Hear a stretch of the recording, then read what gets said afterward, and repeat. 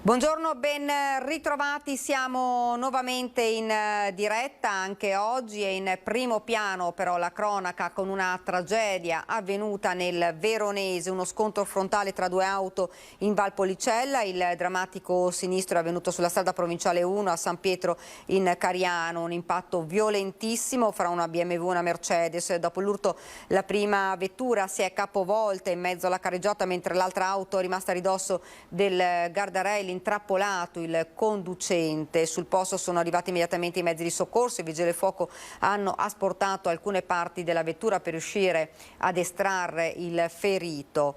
Si tratta di un 39enne. Il ferito è stato poi preso in cura dal personale del SUEM 118 e trasportato all'ospedale di Borgo Trento a Verona. Purtroppo per l'autista dell'altra macchina, un 45enne di Pastrengo, non c'è stato invece nulla da fare, è morto sul colpo. Il tratto di strada teatro dell'evento è rimasto chiuso alcune ore per i rilievi della polizia stradale, sul posto anche i carabinieri. Per quanto riguarda invece il consueto bollettino regionale, ieri, vi ricordo, erano oltre 16.000 i casi positivi, nelle ultime 24 ore siamo cresciuti perché siamo a 16.871, un nuovo record di contagi giornalieri da coronavirus. Quindi ho 16.871 che portano il totale delle infezioni da inizio pandemia a 703.750, sfondando il tetto di 700.000. Il bollettino regionale segnala anche 28 nuovi decessi con il totale delle vittime che sale a quota 12.473. Numeri in aumento anche per quanto riguarda gli attuali positivi che ora sono 136.723, 12.364 in più di ieri. Crescono più lentamente invece rispetto a ieri i dati ospedalieri con 1.395 ricoveri in area non critica, più 29 e 211 invece in terapia intensiva, più 2. Dunque un altro nuovo record, se possiamo così definirlo, di casi positivi perché siamo a 16.871 in sole 24 ore. Ed ora lo vedo già collegato con noi, quindi ci colleghiamo subito, lo presento. Intanto Andrea Ferrazzi, senatore del PD, buongiorno. Buongiorno a lei, buongiorno agli ospiti. Insomma un bollettino. In questo caso.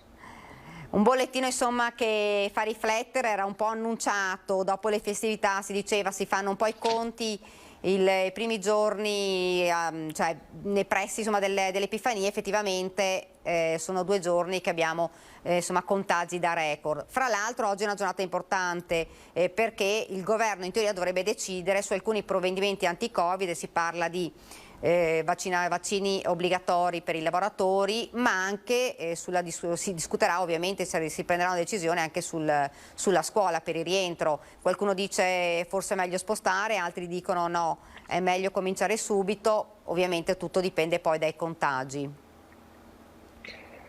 I contagi sono in grande aumento, questo in parte era prevedibile, soprattutto dovuto all'Omicron, cioè questa nuova variante del virus che è molto più contagiosa, grazie a Dio sembra anche molto meno pericolosa dal punto di vista sanitario, quindi nella brutta notizia c'è anche la bella notizia, diciamo, no? Così almeno ci dicono i medici, gli studiosi e coloro che dalla mattina alla sera fanno questo per mestiere. È chiaro però che anche il fatto dell'aumento dei contagi in quanto tale porta a una necessità di politica sanitaria in generale attenta, perché non possiamo certamente permetterci nemmeno minimamente ipotesi di chiusure o di nuovi lockdown né nel nostro paese né nella nostra regione.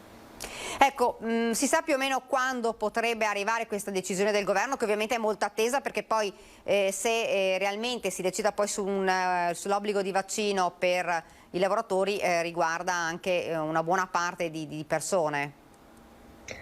Ma dovrebbe esserci oggi nel pomeriggio prima una riunione diciamo, di tipo tecnico-scientifico e successivamente dovrebbe essere fatta proprio dal Consiglio dei Ministri, ma proprio in queste ore, in questi minuti si sta discutendo, quindi non è ancora stata definita in maniera chiara quale sarà il momento specifico. Certamente però è del tutto evidente che una risposta va data perché nella ripresa dopo le vacanze natalizie, il periodo natalizio, noi dobbiamo garantire da un punto di vista, dal punto di vista sanitario, la certezza che il virus venga frenato e dal punto di vista dell'economia e del mondo delle persone mettere nelle condizioni di vivere, diciamo, in maniera sana, lontani da ogni lockdown possibile che purtroppo abbiamo già vissuto. Sul fronte politico c'è uno scontro su questo, Movimento 5 Stelle che ancora non si sa, sicuramente la Lega contraria, mentre il PD a favore di, insomma, misure un po' più restrittive. Ma noi dobbiamo proteggere il nostro sistema paese, il nostro sistema economico, il nostro sistema delle scuole, il sistema delle famiglie. Un anno fa, ci ricordiamo, proprio oggi, un anno fa eravamo in lockdown, anche in Veneto. Non ci si poteva muovere solo fuori dal proprio comune solamente per raggiungere le seconde case, se lei ricorda, no? Con imprese che rischiavano di essere chiuse di nuovo, con ristoranti, alberghi. Ora invece siamo in una condizione del tutto diversa. Chiuse sono solamente le discoteche, pur in aumento in maniera significativa rispetto all'anno scorso anche diciamo dei contagiati. Ma questo è perché è possibile superare questo paradosso? È possibile fondamentalmente per la politica dei vaccini, perché il sistema di vaccinazione che è stato messo in campo sta producendo degli effetti straordinari, molto positivi, molto potenti. Si tratta allora di lavorare in questa direzione. Per quanto mi riguarda poi sul tema delle scuole che lei ha citato, io credo che non possiamo più pensare di sacrificare le scuole. Non possiamo più pensare di scaricare negli studenti e nelle famiglie disagi grandissimi. C'è un tasso di disagio profondo dal punto di vista psicologico dei giovani, dei ragazzi, delle ragazze, che è elevatissimo. Casi di disagio, casi di paura, di fobia, di crisi di panico. Questo lo dico io, questo lo dicono gli psicologi, gli psichiatri, i centri di salute mentale. C'è un boom purtroppo. E quindi noi dobbiamo far di tutto per preservare la salute psicofisica dei nostri ragazzi, perché vede, sarebbe davvero incredibile che nel nostro paese è aperto tutto, ma si chiudono solamente le discoteche e le scuole. Ecco, dobbiamo far di tutto per salvaguardare questa realtà.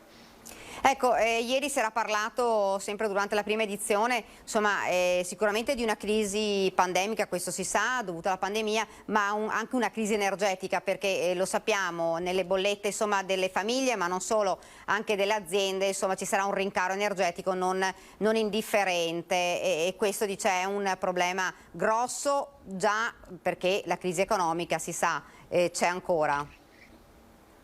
Questo è un problema grosso, riguarda, come diceva lei, le famiglie, riguarda le aziende. Noi viviamo un paradosso di un sistema nazionale che dipende fondamentalmente in maniera spropositata dal gas. Il nostro paese consuma ogni anno 70 miliardi di metri cubi di gas e di questi 4 miliardi sono di autoproduzione, diciamo. È chiaro che noi dobbiamo uscire da questo sistema e lavorare sull'autonomia energetica del nostro paese. Come possiamo farlo? Dobbiamo usare immediatamente i soldi che già sono in arrivo, in parte già arrivati, dal PNRR. Trasformare radicalmente il sistema della produzione energetica del nostro paese. Investire alla grande nelle fonti green.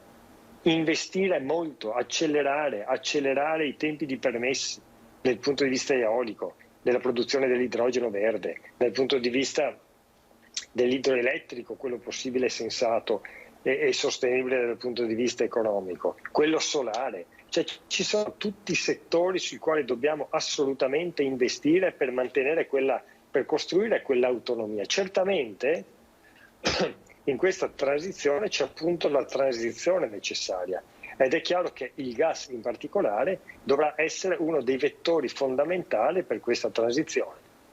Ecco, ci sono però aziende che adesso sono davvero a rischio perché già la situazione non è stata facile per questi 2 anni. Questa è un ulteriore aggravio, un ulteriore problema per loro. Cito ancora perché ne abbiamo parlato spesso delle fornaci di Murano, che è un problema davvero molto grave e questa problematica ulteriore rischia davvero di far chiudere le fornaci, che è una tradizione, che è insomma una tradizione importantissima per Venezia.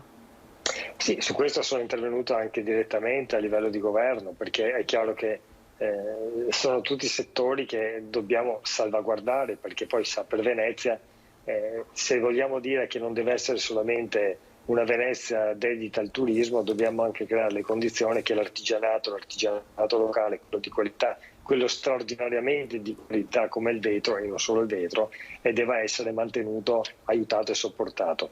Il governo nel 2021 ha messo 8 miliardi per bloccare, diciamo, l'aumento delle bollette. L'equivalente di ciò che ha messo nella legge di bilancio 2022 per l'abbattimento delle tasse. Quindi bisognerà continuare in questa direzione, ma vede, non sarà sufficiente, non è che possiamo continuare a vita nel mettere soldi pubblici, che sono soldi di tutti, per calmierare il costo del gas.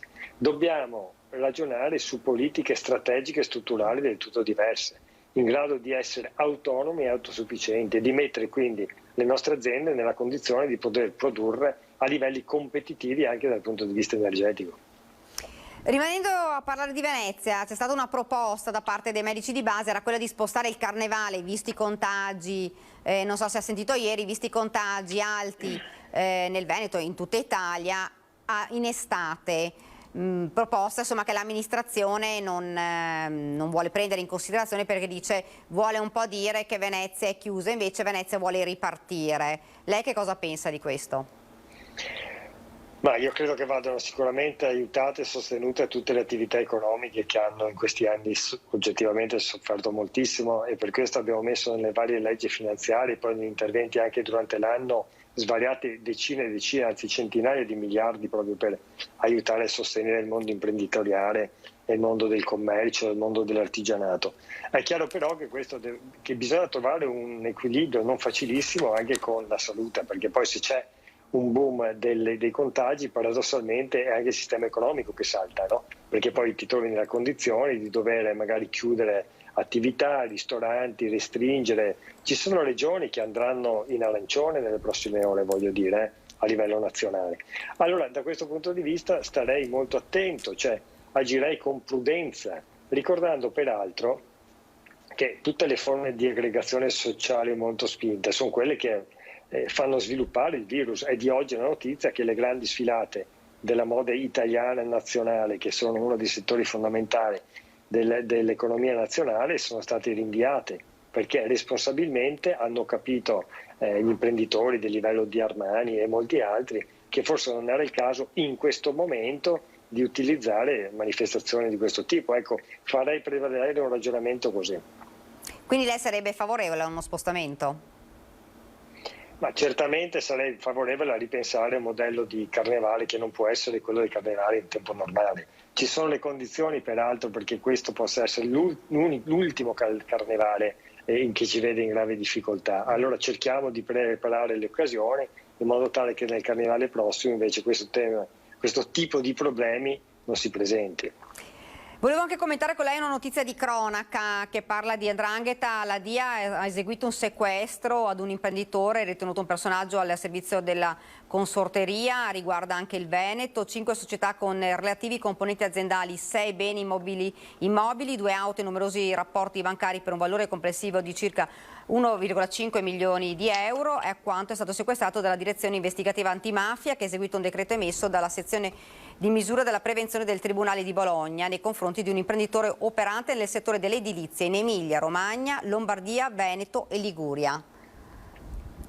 Ma vede, noi in Veneto abbiamo creato un sistema, un modello Veneto di eccellenza anche dal punto di vista economico, attraverso la laboriosità, l'innovazione, lo spirito di sacrificio, e tutto questo modello va preservato, perché è evidente che lì dove c'è il flusso del denaro, dove c'è la ricchezza, le organizzazioni di tipo mafioso cercano di filtrarsi. Questo è conclamato, evidente. Ci sono già sentenze passate in giudicato anche in regioni limitrofe, lei ha citato per esempio adesso l'Emilia Romagna, che raccontano di infiltrazioni mafiose che sono, diciamo, sviluppate già da tempo. Ora il sistema Veneto, che la stragrande maggioranza del sistema Veneto è strasano, quindi imprese, associazionismo, imprenditori, professionisti, le stesse pubbliche amministrazioni, i sindaci, il lavoro che fanno nel territorio, devono mettersi insieme, fare fronte comune. Naturalmente in fare questo fronte comune vanno aiutate tutte le forze dell'ordine, le direzioni investigative antimafia, la magistratura, che stanno facendo un egregio lavoro anche nella nostra regione, vanno sostenute perché non possiamo avere tribunali, per esempio, dove manca le procure, dove manca anche il personale amministrativo. Vanno aiutati, per esempio, le forze dell'ordine nella predisposizione di banche dati, perché è chiaro che il modello sta modificandosi anche dal punto di vista della criminalità. Se si seguono i flussi del denaro, bisogna contemporaneamente sviluppare delle politiche di opposizione alle infiltrazioni capaci di studiare il flusso del denaro, quindi competenza dal punto di vista economico-finanziario. In questa direzione noi ci si deve spingere con grande determinazione, isolando questi fenomeni mafiosi che ci sono anche nella nostra regione, che sono certamente una piccolissima minoranza, ma vanno subito visti, non possiamo tapparci gli occhi, vanno denunciati, vanno visti, vanno condannati e vanno combattuti totalmente. Tra l'altro questo è proprio il momento peggiore, perché in un momento di grande difficoltà delle aziende è il momento in cui poi questi fenomeni mafiosi si infiltrano maggiormente. Ma questo è evidente, insomma, le indagini in corso dimostrano che c'è un sensibile aumento, per esempio anche di false fatturazioni di imprese che sono state create ad hoc per creare false fatturazioni, per avere per esempio i contributi che lo Stato ha distribuito, diciamo, anche nel territorio veneto, così come parallelamente le forze dell'ordine, i magistrati, coloro che stanno lavorando faccia a terra contro questi fenomeni, ci raccontano che ci sono imprese che vengono magari in difficoltà, alle quali arrivano domande di acquisizione oppure di intervento, diciamo, di come capitali di minoranza, per poi un po' alla volta scalare l'impresa e quindi col rischio che questa impresa diventi nelle mani delle mafie, no? E questo è un pericolo vero, quindi bisogna vedere i fenomeni, bisogna criticare i fenomeni, bisogna combattere i fenomeni, perché il modello veneto va difeso e va potenziato per tutto ciò che di buono ha costruito in questi anni. Grazie, grazie davvero, grazie ad Andrea Ferrazzi per essere stato con noi. Grazie, buon lavoro. Grazie a lei, arrivederci. Grazie, arrivederci. Noi andiamo avanti anche con una notizia sempre che arriva dal Veronese, parliamo però di Covid, perché complice la variante Omicron dilagano i contagi da Covid-19 nel paese e nelle carceri, dove i positivi al virus fra detenuti sono circa 900 e circa 1 migliaio quelli fra gli operatori, con focolai di vastissime proporzioni, come presso la casa circondariale di Verona, dove secondo le nostre informazioni sarebbero circa 140 i reclusi ed una trentina fra la polizia penitenziaria e gli affetti da coronavirus. Lo riferisce in una nota Gennarino De Fazio, segretario generale della UILPA Polizia Penitenziaria. Questa dunque una notizia. Io vedo già sullo schermo Federico Capraro, presidente Ascom di Treviso. Intanto buongiorno. Buongiorno a tutti e buon anno, è la prima volta che ci sentiamo quest'anno. Buon anno anche a lei. Ne abbiamo bisogno. Sì, assolutamente. Prima di parlare con lei però darei la pubblicità proprio pochi minuti, poi torniamo subito in studio.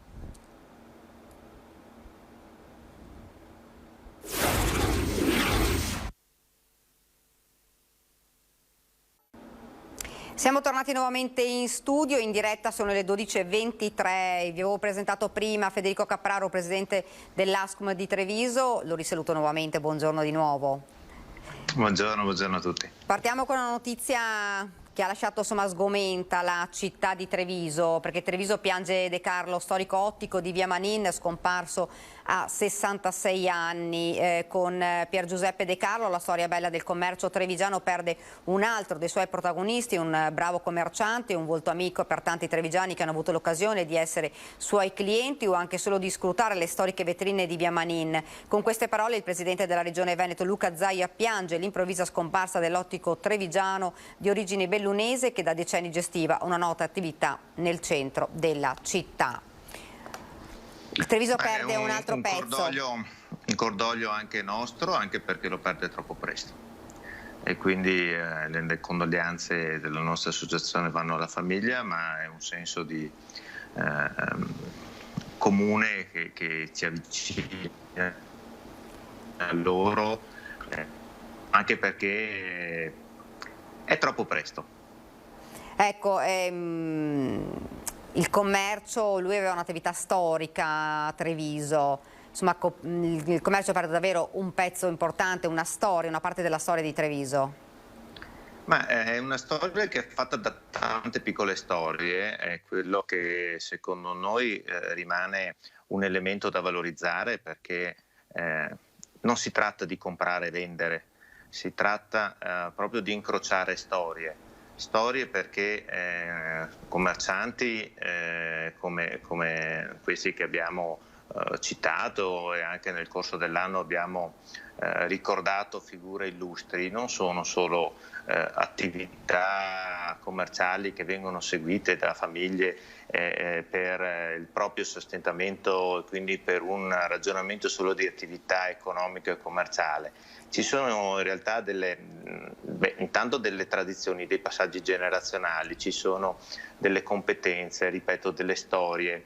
Il mondo dell'occhialeria che scende dal Cadore, arriva in provincia di Treviso, non è un caso, ad esempio, questo isolato, è comune a molti, porta una competenza, porta una conoscenza, porta un servizio al cliente che si conosce, che abita nei dintorni, al quale si dà un consiglio molto legato alla figura, alla persona. Ecco, credo che quando noi parliamo dell'e-commerce, parliamo di tutto un mondo del commercio che cambia, ed è giusto ed è normale che cambi, dobbiamo anche ricordarci che però c'è un aspetto sociale ed un aspetto anche molto umano. Tante di queste cose non si trasmettono con i nuovi canali, con i nuovi sistemi di vendita, e credo che questo sia un impoverimento. Ecco perché noi facciamo sempre un richiamo al comprare sotto casa, perché comprare sotto casa permette di incrociare queste storie, oltre che essere storie di uomini, sono anche storie di vie, storie di piazze, storie di città. Il commercio è una delle entità che fa un quartiere, che fa una città, che porta un'eccellenza, e quindi è un aspetto che noi dobbiamo ricordare quando ognuno di noi quando decide dove e cosa comprare. Se lei dovesse pensare a De Carlo, come lo descriverebbe? Ma non ho una conoscenza personale diretta, conosco l'attività è un richiamo che faccio a tutti coloro appunto che hanno segnato, come dicevo, con una tessera di mosaico un pezzo della storia della città di Treviso, e così come altri di altre città. È una tesserina che quando manca in un mosaico, che pur rappresenta un'immagine magari bellissima, si vede subito che manca un tassello. Ecco, quei tasselli lì si vedono ad occhio, no? che mancano. Credo che sia importante dare continuità con i valori che sono stati trasmessi, con la competenza, la professionalità e l'attenzione per le persone che sempre ha contraddistinto. Ecco, parliamo invece di un'altra cosa che riguarda ovviamente il commercio. Sono scattati da oggi tanto attesi saldi, sia per i cittadini ma anche per i commercianti. C'è un po' un'ombra, qualche commerciante dice sì, però c'erano state delle promozioni anche durante il Natale, questo un po' diciamo crea qualche problema poi ai saldi veri. Secondo lei è così? Ma oggi i saldi sono abbiamo un problema. Se in passato mi sentite male? Sì, no, abbiamo avuto un problema di collegamento, adesso la sentiamo di nuovo. Chiedo scusa, dicevo, se in passato i saldi venivano minati dal Black Friday, da delle vendite promozionali anticipate, da delle svendite particolari, oggi il vero nemico dei saldi è, ahimè, la situazione che stiamo vivendo, cioè la situazione che tiene in casa tanta gente che altrimenti in questi giorni si sarebbe spontaneamente riversata sulle strade. Se i dati sono corretti, parlano di 80.000 persone in provincia di Treviso che sono correttamente obbligate a rimanere in casa per problemi legati appunto al Covid, è chiaro che stiamo parlando del 10% della popolazione trevigiana e più del 10% di quella spendente, per cui il vero nemico è le condizioni nelle quali stiamo lavorando, cioè che condizionano una parte della nostra clientela a non poter raggiungerci, uno, e due anche quello che abbiamo sempre richiamato come aspetto psicologico. In questo momento non è facile avere la mente libera e anche leggera per dedicarsi agli acquisti. Ultimo passaggio: nel momento in cui mancano delle occasioni di vita mondana anche per come posso dire, gratificarsi con l'acquisto, perché più difficilmente si va al cinema, si va a teatro, si va al ristorante, si esce, ci si trova in compagnia, e quindi anche in quel caso lì c'è un motivo in meno, ahimè, per acquistare, in particolare penso a beni legati al settore dell'abbigliamento, cosa che invece vediamo diversamente ad esempio per il settore casa, proprio perché ahimè siamo più legati alla casa, siamo più costretti a stare in casa, e quindi è normale che lì si sposta la nostra attenzione di spesa. Per cui credo che il vero nemico dei saldi sia la situazione che stiamo vivendo. È una previsione difficile, anche perché noi avevamo uno storico che era l'elemento sul quale basavamo anche gli andamenti previsionali. Oggi lo storico non è più un dato certo sul quale basare delle previsioni, anche perché poi parliamo di quale storico, uno storico ante-Covid o post-Covid. Ricordo che i saldi sono l'ultimo appuntamento commerciale del secondo anno di Covid, perché ahimè tra qualche settimana inizia il terzo anno di Covid.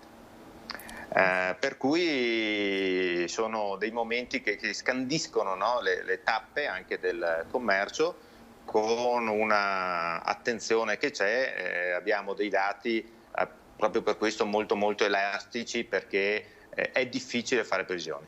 Ecco, è difficile sicuramente fare delle previsioni, però nel bilancio abbiamo parlato di, insomma, di un andamento in chiaro e scuro per quanto riguarda il commercio, però quali sono le speranze oggi, insomma, dei commercianti?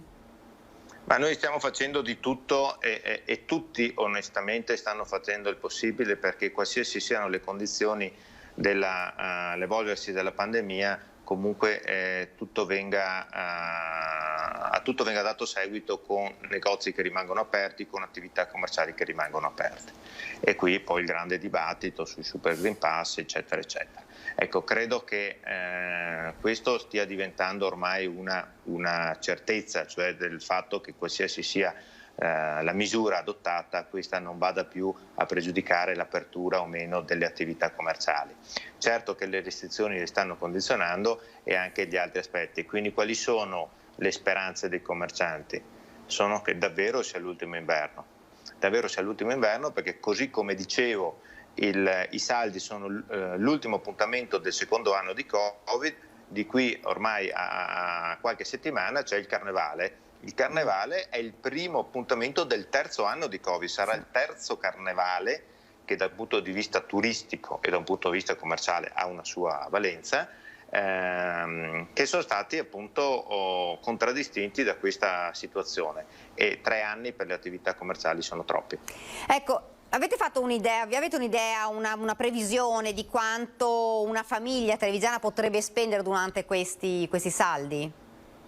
Abbiamo dei dati che parlano di 150 euro a famiglia, con dei dati nazionali che riportano dei numeri leggermente più alti, come ripeto, con la difficoltà di capire quanto questi numeri poi vadano a subire una...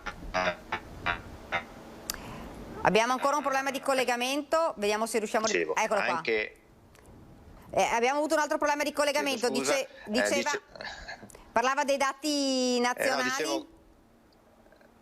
Parlavo di dati nazionali che danno stime leggermente più alte rispetto ai 150 euro a famiglia che stimiamo a livello regionale, con delle previsioni difficili, anche perché c'è anche in questo caso un altro aspetto dell'incidenza del turismo oltre che del Covid, cioè il blocco degli spostamenti porta anche nelle realtà più turistiche, penso alla montagna, ma anche nelle nostre, in occasioni di questo, per esempio, può essere un lungo ponte dell'Epifania, piuttosto che la possibilità di avere in passato, ma ahimè di non avere. Abbiamo ancora qualche problema di collegamento. Quel piccolo ricchezza che viene da fuori. Abbiamo avuto, Stavo dicendo, non so se mi avete sentito. Sì, l'abbiamo persa per un attimo. Ecco, chiedo scusa perché allora sono in una situazione difficile da questo punto di vista, ma dicevo che anche il movimento turistico che è stato bloccato dalla situazione incide anche questo sui numeri, perché anche in un weekend come quello dell'Epifania, un weekend lungo, anche nella nostra provincia avremo registrato delle presenze turistiche, ovviamente limitate a quello che oggi la nostra provincia offre in un periodo vacanziero come quello invernale, non è certo la montagna, ci capiamo, ma quel tipo di presenze creano un indotto a livello commerciale molto importante, perché c'è da parte del turista ovviamente una propensione alla spesa maggiore. Noi stessi quando andiamo in vacanza abbiamo una maggior facilità nello spendere. Ecco, in occasione dei saldi anche il turismo in provincia di Treviso avrebbe dato un'ulteriore spinta in questo senso, per cui aspettiamo i prossimi giorni per tracciare i primi bilanci. Ecco, solo un'ultima domanda: quali sono i settori dove insomma c'è una maggiore domanda? Qualcuno dice l'abbigliamento rispetto agli articoli della casa? Ma tutto il settore casa e tutto il settore food, cibo, in particolare cibo di eccellenza come l'abbiamo definito, è presenta numeri positivi importanti. Il settore casa, sia i mobili che gli elettrodomestici che l'oggettistica. Tutto il food, come dicevo, ovviamente è il food non della ristorazione ma appunto della casa, cioè l'acquisto dei beni e prodotti, anche dei prodotti tipici che poi si consumano in casa, perché in questo momento ovviamente maggiore è questo tipo di richiesta.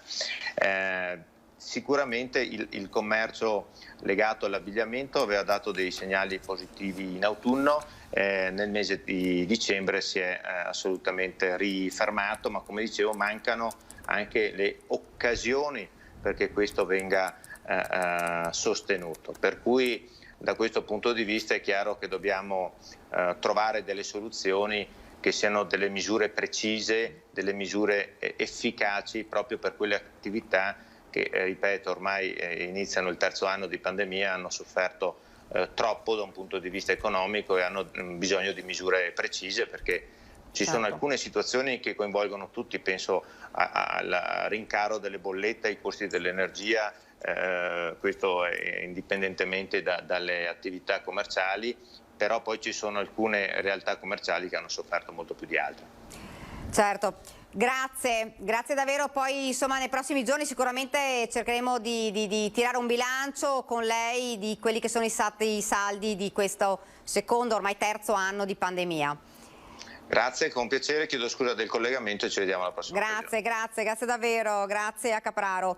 Noi andiamo avanti e abbiamo parlato prima del fatto che in questi momenti, in queste ore, perché sembra dal primo pomeriggio il governo dovrebbe, dopo aver sentito il comitato sanitario, il comitato scientifico, quindi dopo aver sentito l'opinione del comitato, si riunirà per capire quali saranno i provvedimenti e decidere quali saranno i provvedimenti nuovi. Si è parlato, ne abbiamo parlato anche prima, dell'obbligo vaccinale, ma è tutto molto così aleatorio, nel senso che ancora non si sa bene che cosa accadrà, ma si parlerà ovviamente, ed è un argomento che tocca tutte le famiglie, della scuola, del rientro della scuola, perché ormai manca davvero poco, il 10 gennaio sarebbe la data stabilita per il rientro, quindi si vedrà che cosa succederà e che cosa deciderà il governo dopo aver sentito il parere del comitato, come aveva detto anche il presidente Zaia. Quindi dopo pochi giorni dalla riapertura delle scuole si infuoca ovviamente il dibattito. Noi abbiamo sentito i vicentini che ovviamente auspicano, come un po' tutti, che si riprenda con la didattica in presenza e non con la didattica a distanza come l'anno scorso.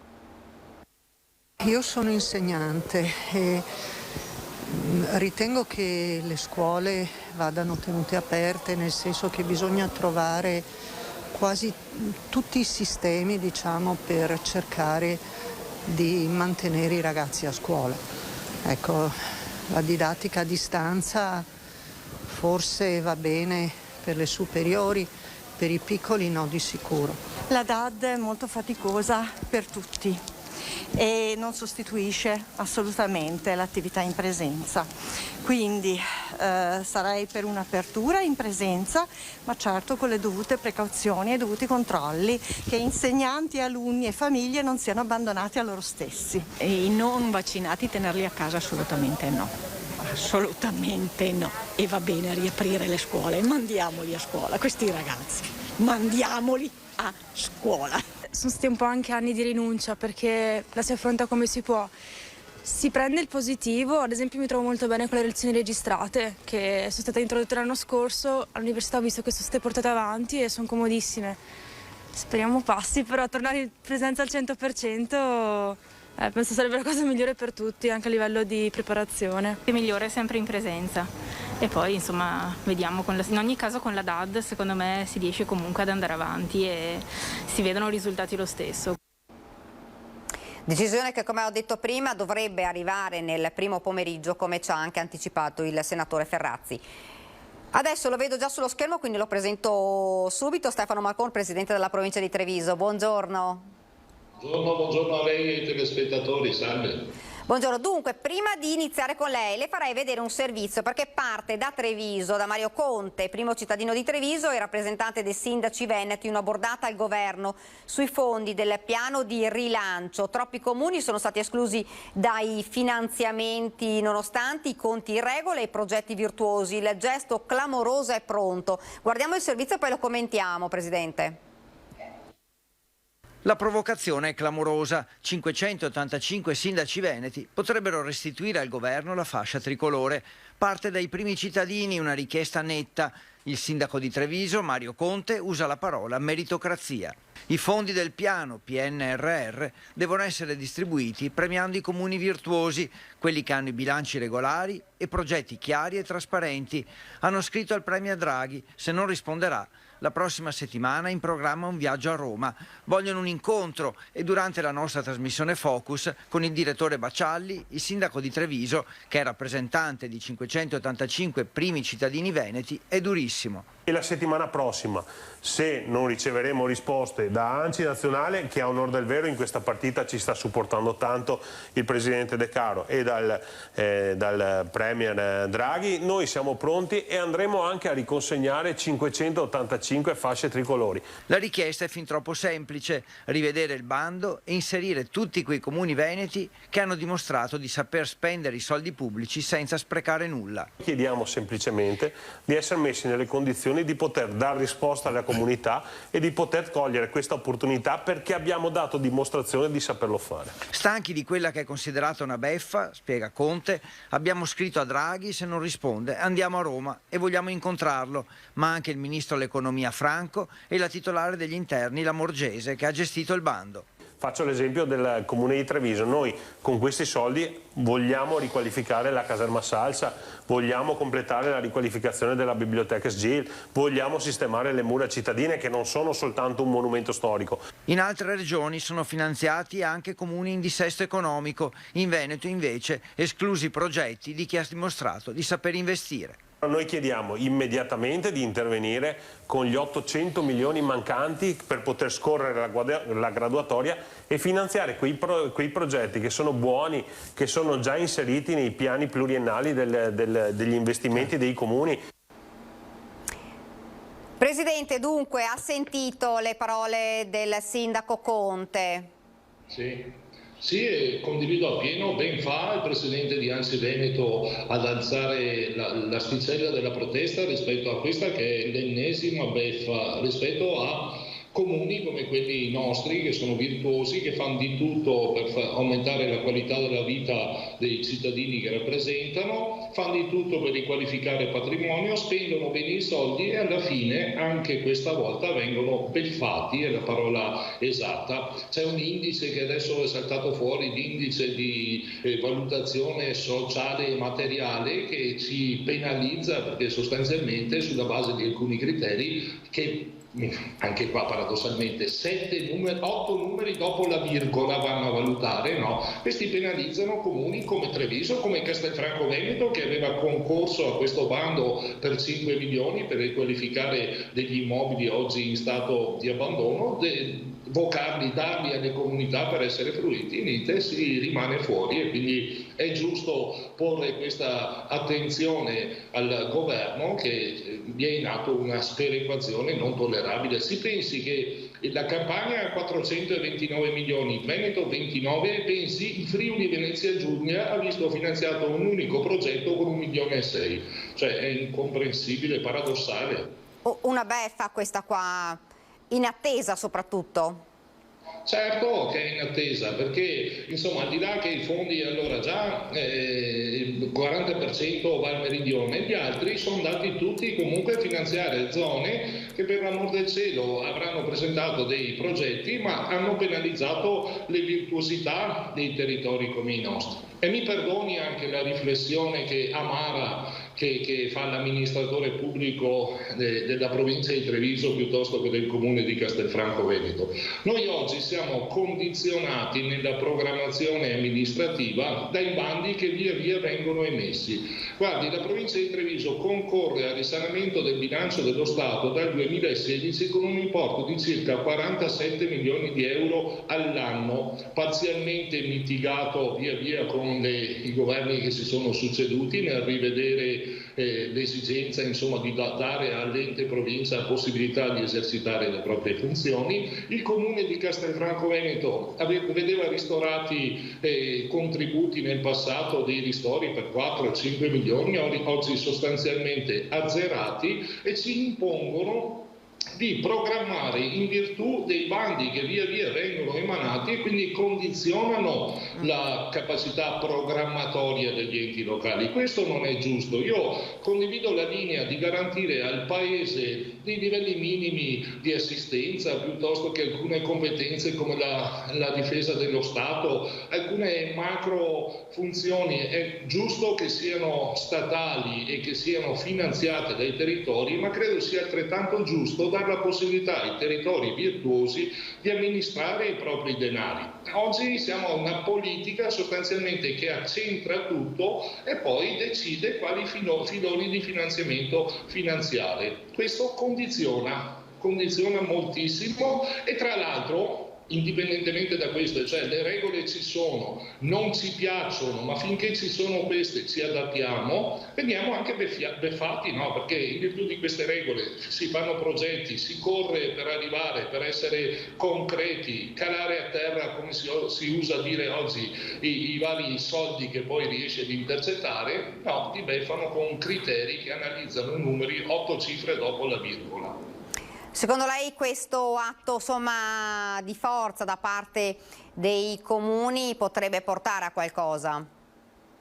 Io credo che, come ha detto bene il sindaco Conte, ANCI nazionale sta lavorando per sistemare questa sperequazione. Le associazioni degli enti locali, ANCI per i comuni, UPI per le province, lavorano sinergicamente e portano al tavolo del governo quelle che sono le istanze degli enti locali.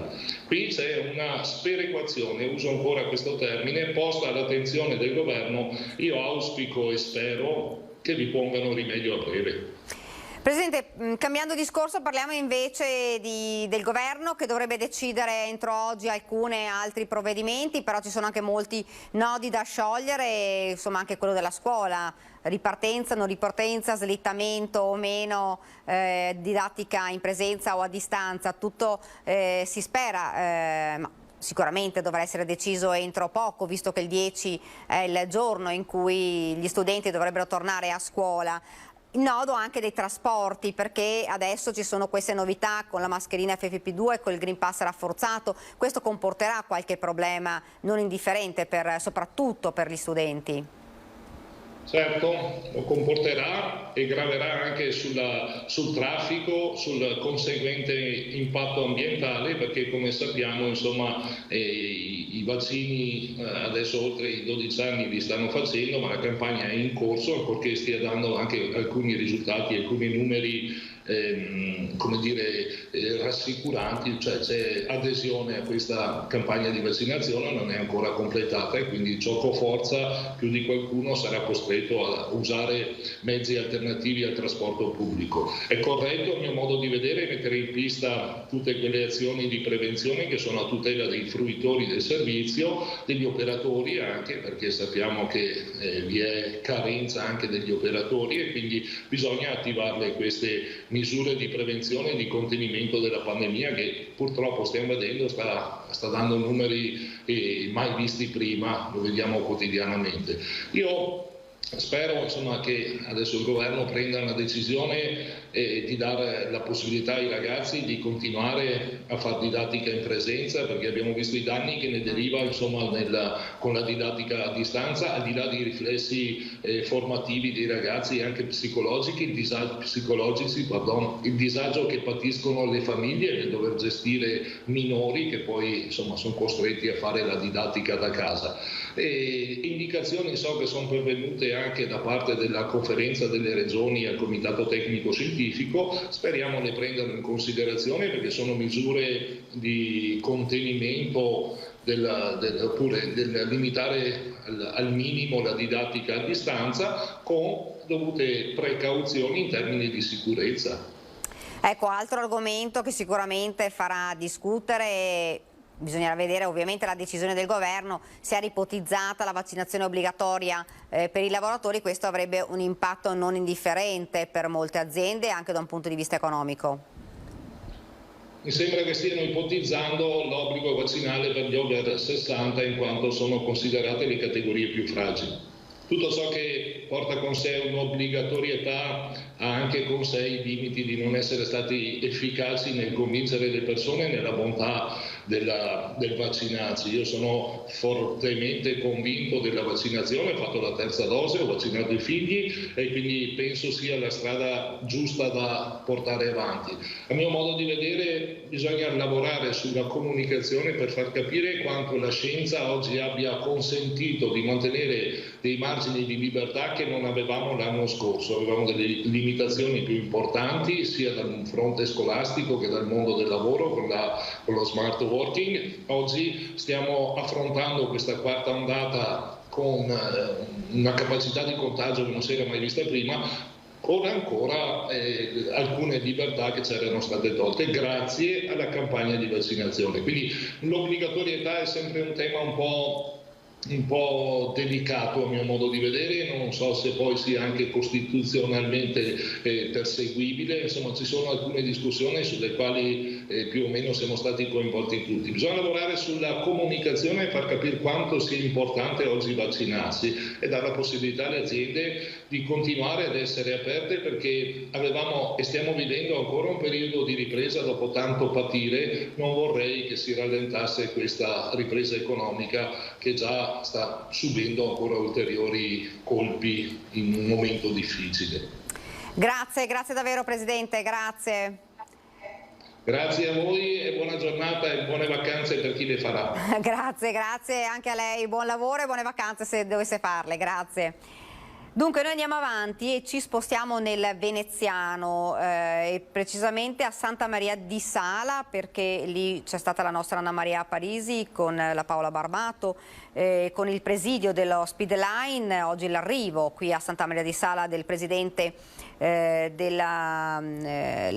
Giulietti, il segretario del sindacato dei giornalisti del Veneto Monica Andolfatto, e quindi cediamo subito la linea alla nostra Anna Maria Parisi. Buongiorno Anna Maria. Qui al presidio di Santa Maria di Sala, alla Roland, ovvero la Speed Line che continua da oltre un mese, presenti anche i giornalisti con Giulietti, presidente della Federazione Nazionale della Stampa Italiana, e la Monica Andolfatto, del segretario regionale del sindacato del Veneto, insieme ai lavoratori e a tutti i rappresentanti della RSU.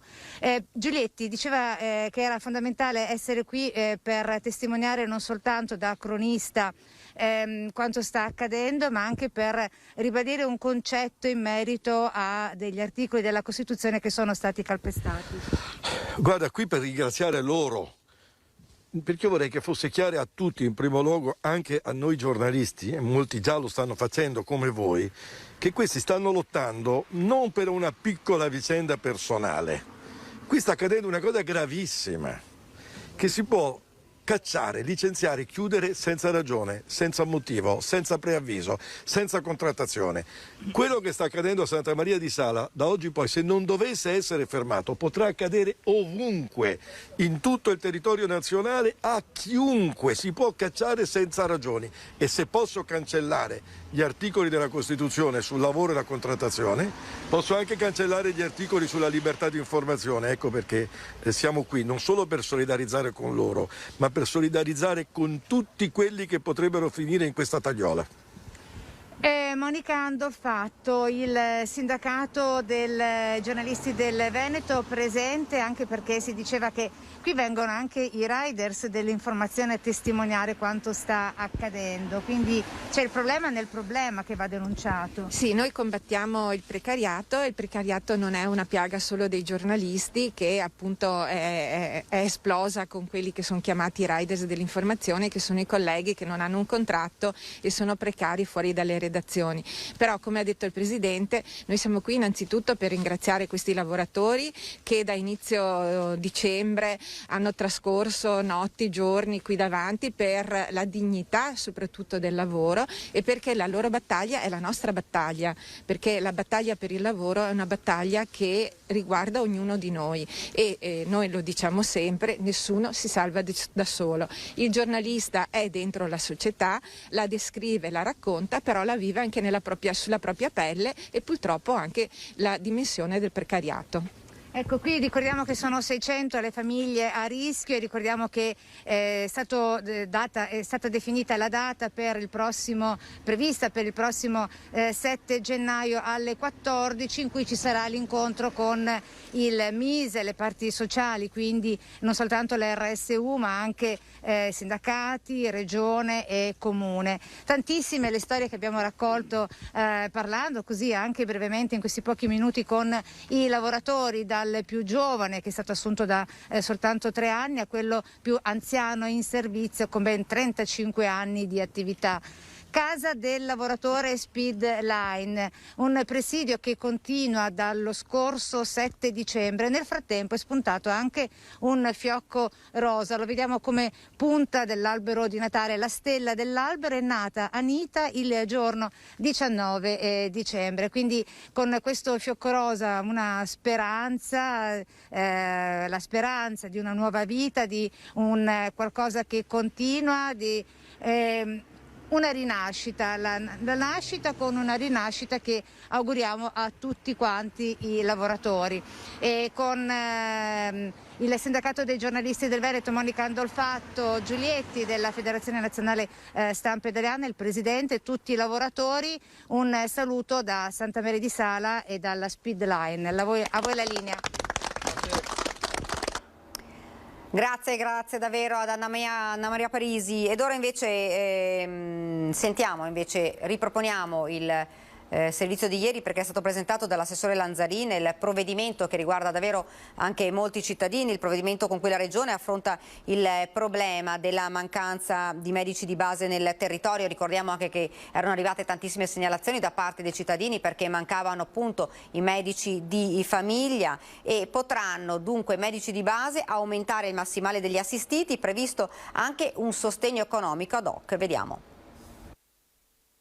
Abbiamo 500 zone carenti, che vuol dire che quindi mancano 500 medici di base in 500 comuni. Di fronte a questo scenario, con una delibera di giunta, la Regione rende organico in tutte le ULSS il provvedimento che consente ai medici di base di aumentare in via volontaria e temporanea il massimale di assistiti, prevedendo contemporaneamente anche un sostegno economico. Diamo la possibilità di alzare da 1.500 a 1.800 e riconosciamo un tanto ad assistito per quanto riguarda i collaboratori di studio, per aiutarli ad avere più assistiti. Il provvedimento resterà in vigore fino al 31 dicembre. Ai medici che aderiranno verrà riconosciuta un'indennità per il collaboratore amministrativo di studio fino a 2 euro per assistito, che si sommano ai 3,50 euro per paziente già previsti. Non è la mancanza di professionisti a impedire alla Regione di coprire i posti scoperti. In graduatoria ce ne sono 600 e altri 400 saranno formati per il 2023. Non riusciamo a coprire le zone carenti perché i medici oggi possono anche scegliere di non andare in quella zona carente perché hanno altri incarichi. Il resto l'ha fatto la pandemia occupandone le USCA. Altri 400 medici che a emergenza finita potranno essere reimpiegati negli studi di paese. L'altro fronte è quello della continuità assistenziale, le cosiddette guardie mediche. Anche qui mancano medici, una carenza di medici, ma anche perché ci sono oggi gli incarichi delle USCA, ci sono altri incarichi. Allora abbiamo portato l'incarico della continuità assistenziale alla stessa tariffa dell'incarico di USCA. Prenderebbe 23 euro ora, con le USCA prendono 40 euro l'ora. Abbiamo portato questi incarichi la possibilità ad aumentarli fino a 40 euro l'ora. Per ora, secondo la Regione, non c'era altra strada. Il provvedimento peserà sul bilancio annuale per 52 milioni di euro. Non è la soluzione, cioè qui c'è veramente bisogno di una soluzione drastica ed è la discussione che è in itinere con il governo, con il ministro Speranza in questo momento. C'è un cambio radicale dell'ACN all'accordo collettivo nazionale, che è appunto lo strumento principale su cui oggi noi poggiamo e oltre il quale noi non possiamo andare. Ed ora invece ci spostiamo nel Padovano perché lo vedo già nello schermo, ve lo presento, Antonio Paolocci che è il comandante della polizia locale della Federazione dei Comuni del Campo San Pierese. Buongiorno comandante. Buongiorno a lei, buongiorno ai telespettatori. Grazie per l'invito. Grazie a lei invece per aver accettato. Dunque partiamo subito dal fatto che durante queste festività ci sono stati davvero tantissimi controlli per cercare insomma, di far rispettare le regole, per cercare insomma, di arginare i contagi, perché poi lo sappiamo quando qualcuno insomma, trasgredisce poi il rischio è quello che poi abbiamo anche visto in realtà come i contagi. Come è andato? Come sono andati i controlli lì nel vostro territorio? Sì, direi che oltre all'attività ordinaria ci siamo concentrati appunto su questo aspetto. Con il momento il quadro è un po' particolare, i controlli sono stati organizzati in maniera massiccia attraverso una presenza sul territorio di squadre di operatori, appunto coordinati anche attraverso un coordinamento con la stazione dei Carabinieri sotto la cabina della Prefettura di Padova, la cabina di regia della Prefettura di Padova. Abbiamo effettivamente svolto numerosi controlli sia per quello che riguarda gli esercizi pubblici, sia per quello che riguarda locali dove si potevano, come dire, verificare determinate situazioni, feste e quant'altro. Diciamo che in generale i controlli non hanno diciamo così, rilevato particolari situazioni e non sono state elevate contravvenzioni, sanzioni. In definitiva, in generale ci sono stati tutti i comportamenti in linea con le norme del momento. Dunque nessuna sanzione, tutto in regola, soprattutto si parlava, insomma, il rischio erano dei famosi veglioni di Capodanno. E appunto noi attraverso diciamo così del personale che è specializzato anche sui social, quindi si addentra in questo mondo virtuale, abbiamo attenzionato particolarmente questo rischio e ci siamo, come dire, concentrati su questo aspetto e non abbiamo, come dire, ravvisato eventi particolari, soprattutto nelle circostanze delle festività, quelle un attimino più a rischio, specialmente l'ultimo dell'anno. Ecco, e ovviamente dobbiamo sottolineare anche davvero il super lavoro che stanno facendo tutte le forze dell'ordine e anche voi, perché questi 2 anni sono stati difficili non solo insomma, per i sanitari, ma anche per tutte le forze dell'ordine che hanno dovuto poi effettuare i controlli su tutti i provvedimenti emessi dal governo. Sì, in effetti immersi appunto in questo vortice di provvedimenti, ordinanze, norme, non è certamente facile anche, come dire, allinearsi un po' e farle anche rispettare, perché poi dopo si sovrappongono una dietro l'altra e quindi diventa non certo agevole. Però ecco, ci tengo a sottolineare, come dicevo prima, con il coordinamento della Prefettura, ma il forte spirito collaborativo con le altre forze di polizia la Polizia di Stato, la Guardia di Finanza, i Carabinieri, le stazioni Carabinieri nel nostro territorio e la Polizia locale naturalmente, oltre anche al mondo del volontariato, perché non ci dimentichiamo anche la Protezione Civile che ha collaborato in maniera importante in questo quadro generale, soprattutto anche garantendo determinati servizi. Mi viene in mente anche il centro vaccinale di Loreggia, c'è una disponibilità generale, quindi una forza, diciamo così, e una sicurezza integrata con tutti quanti i soggetti che ne fanno parte hanno consentito di mettere in campo un'attività veramente efficace e all'altezza della situazione. Ecco, tornando invece a parlare anche della cronaca, insomma ci sono stati numerosi furti un po' in tutto il Veneto, però abbiamo saputo che anche i sindaci di Villanova, Villa del Conte e Trebasele che sono stati dal prefetto proprio per l'aumento dei furti. Lo sappiamo che poi le festività sono uno dei periodi un po' più, insomma, più difficili da questo punto di vista e insomma che piacciono di più, ecco, ai ladri, perché si sa molte volte le famiglie si spostano e quindi il fenomeno aumenta. È un fenomeno sì che in questi ultimi 2 o 3 mesi ha avuto una certa recrudescenza e appunto attraverso anche il prefetto di Padova c'è stata naturalmente un'attività coordinata attraverso anche la questura, i sindaci si sono attivati in questo senso e noi anche come polizia locale abbiamo organizzato dei servizi particolari con una presenza massiccia, servizi composti da almeno 10-15 operatori per volta che si sono, diciamo così, dislocati nei vari comuni che naturalmente fanno parte della federazione e questo naturalmente ha garantito una presenza importante non solo per quello che riguarda la visibilità ma anche e soprattutto per dare quel senso di presenza e di sicurezza e di rassicurazione alla cittadinanza, oltre che naturalmente come vero e proprio contrasto a questo fenomeno che in questi ultimi periodi insomma ha preoccupato noi ma soprattutto le persone e i cittadini. Ecco, avete potenziato ovviamente gli uomini in campo, avete rafforzato le pattuglie? Sì, effettivamente abbiamo fatto questo, nel senso che naturalmente ci tengo a sottolineare la disponibilità del personale o del personale in gamba preparato e disponibile, perché senza questo non si andrebbe da nessuna parte. E comunque sia, sì, abbiamo organizzato per i vari comuni a random dei servizi composti da almeno 10-15 operatori con 4-5 unità mobili, con la nostra unità cinofila e abbiamo naturalmente, come dire, messo in sicurezza i territori attraverso controlli capillari, identificazioni, controlli naturalmente di veicoli, di persone, di soggetti e quindi questo naturalmente ha fatto sì che di allontanare il rischio e malintenzionati naturalmente e ha messo anche nelle condizioni di poter attivare, arrivare a raggiungere determinate operazioni che per esempio l'altra sera hanno, diciamo così, sono sfociate anche in un arresto di un soggetto dedito allo spazio stupefacenti e anche altro.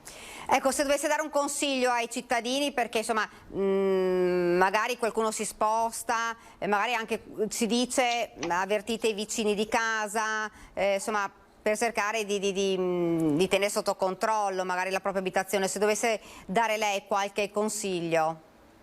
Ma guardi, i consigli sono sempre quelli, nel senso che bisogna stare attenti a non lasciare, se si lascia l'appartamento, se si lascia la casa, se si lascia la proprietà, qualsiasi proprietà, di non lasciare aperti le infissi, di tenere ben chiuso il tutto, avere anche la possibilità, se è possibile, di quella sicurezza passiva, cioè attivare la sicurezza passiva, quindi telecamere o qualche altro sistema di antifurto che può essere utile, magari collegato anche con le forze dell'ordine, eventualmente avvisare anche i vicini di casa, cioè adottare tutti quei sistemi che possono, come dire, garantire al minimamente una certa tranquillità e quindi far desistere eventualmente i malintenzionati. E anche insomma l'appello di solito che lanciano anche tutte le forze dell'ordine è quello di avvertire qualora si possa notare magari in zona un movimento diverso, un movimento anomalo o qualche persona che magari più volte si avvicina o gira nella via. Questo, bravissima, è un elemento fondamentale, perché la segnalazione, l'osservazione e la segnalazione soprattutto alle forze di polizia è fondamentale. Noi abbiamo in alcuni comuni anche istituito, i sindaci hanno istituito il controllo di vicinato, utilissimo, mi viene in mente Villa del Conte, come per esempio anche se Santa Giustina in Colle lo sta istituendo. Sono forme naturalmente di sicurezza partecipata dove il cittadino collabora e si integra, diciamo così, nel sistema sicurezza, e naturalmente osservando, informando, segnalando alle forze di polizia eventuali situazioni particolari sospette, naturalmente agevolano il compito, e quindi a livello di prevenzione raggiungiamo elevati livelli, sicuramente questo. Ecco, ha visto da questo punto di vista anche da parte dei cittadini una certa collaborazione negli ultimi tempi? Molta collaborazione, partecipazione, stavo dicendo prima, perché qualsiasi cosa che viene, diciamo così, a incidere sul territorio, quantomeno insomma costituisce un elemento di disturbo o di preoccupazione, c'è subito naturalmente la segnalazione alla nostra centrale operativa, che ci tengo a sottolineare costituisce veramente un punto di riferimento. Noi gestiamo all'incirca 100-150 telefonate al giorno di cittadini, sia per urgenze sia per altre questioni, ma è diventato veramente un punto di riferimento e di risposta naturalmente alle domande e alle segnalazioni con tempestività che i cittadini ci rivolgono. La ringrazio, grazie davvero, grazie per essere stato con noi. Grazie a voi, buona giornata. Grazie, buon lavoro. Noi prima abbiamo parlato di PNRR, ne abbiamo parlato insomma anche per quanto riguarda i comuni di Treviso. Ci sono 11 progetti indirizzati a nidi e scuole per l'infanzia e per riqualificare e potenziare i servizi alle famiglie rivolti alla fascia di età 0-6 anni. L'obiettivo è ottenere dei fondi del PNRR partecipando a 3 bandi del Ministero dell'Istruzione. Sentiamo. Da nuovi spazi per gli asili nido all'ampliamento delle mense fino alla riqualificazione delle strutture sportive a servizio delle scuole. Queste le priorità rivolte a strutture per bimbi da 0 a 6 anni, su cui si concentrano gli 11 progetti con cui l'amministrazione parteciperà a 3 bandi ministeriali per ottenere i fondi del PNRR. Ci siamo concentrati su zone densamente popolate, zone estremamente richieste, che sono la zona est, la zona ovest della città, la zona centrale, dove veramente la popolazione è veramente concentrata, e la pandemia ha evidenziato difficoltà nelle mense, difficoltà negli spazi aperti, difficoltà nelle palestre, ha costretto le scuole all'arte di arrangiarsi. Il tutto per far crescere l'offerta dei servizi educativi grazie alla realizzazione di nuovi spazi o alla messa in sicurezza di quelli esistenti. Dall'asilo nido Piarda all'ex scuola Fogazzaro da destinare ad asilo nido, dall'ampliamento del centro di San Lazzaro alla costruzione della nuova scuola dell'infanzia San Francesco di Via Turra, attualmente ospitata alla Rodari. Solo per citare alcuni esempi dei progetti volti al potenziamento delle strutture in vista dell'ampliamento dei servizi di tempo pieno, quindi con la predisposizione di nuove mense. I progetti saranno definiti e presentati entro il 28 febbraio. E torniamo a parlare anche di Covid, 12.000 vaccinazioni in 24 ore negli hub dell'ULSS 6 Euganea, molte sono le prime dosi, buona anche la risposta pediatrica, gli hub saranno aperti anche quindi domani nel giorno dell'Epifania in fiera con accesso libero, vediamo. Con la calza della Befana potrà arrivare anche il vaccino per i padovani che decideranno di entrare nei centri aperti dall'ULSS 6 in tutto il territorio. Prime dosi in aumento in questi giorni, buona anche la risposta per i bambini in vista della riapertura delle scuole. Possibile accedere con la prenotazione, l'accesso libero è previsto al padiglione 6 della Fiera di Padova. L'accesso libero viene fatto sostanzialmente alla Fiera di Padova, proprio perché abbiamo la possibilità di accogliere le persone senza fare assembramenti, abbiamo le sedie. Intanto continuano le code ai punti tampone con 2.800 nuovi casi di positività in 24 ore. Padova resta ancora tra le prime province del Veneto per incidenza. Anche nella nostra ULSS in particolare noi abbiamo toccato delle punte, non siamo mai arrivati ai 2.000. giornalieri, ma abbiamo portato punte da 1900 persone, e quando in ottobre ne avevamo massimo 100 al giorno di persone positive. Si chiede pazienza alla popolazione ancora una volta. Nel frattempo la dottoressa Gottardello ricorda le nuove regole per quarantena e isolamento.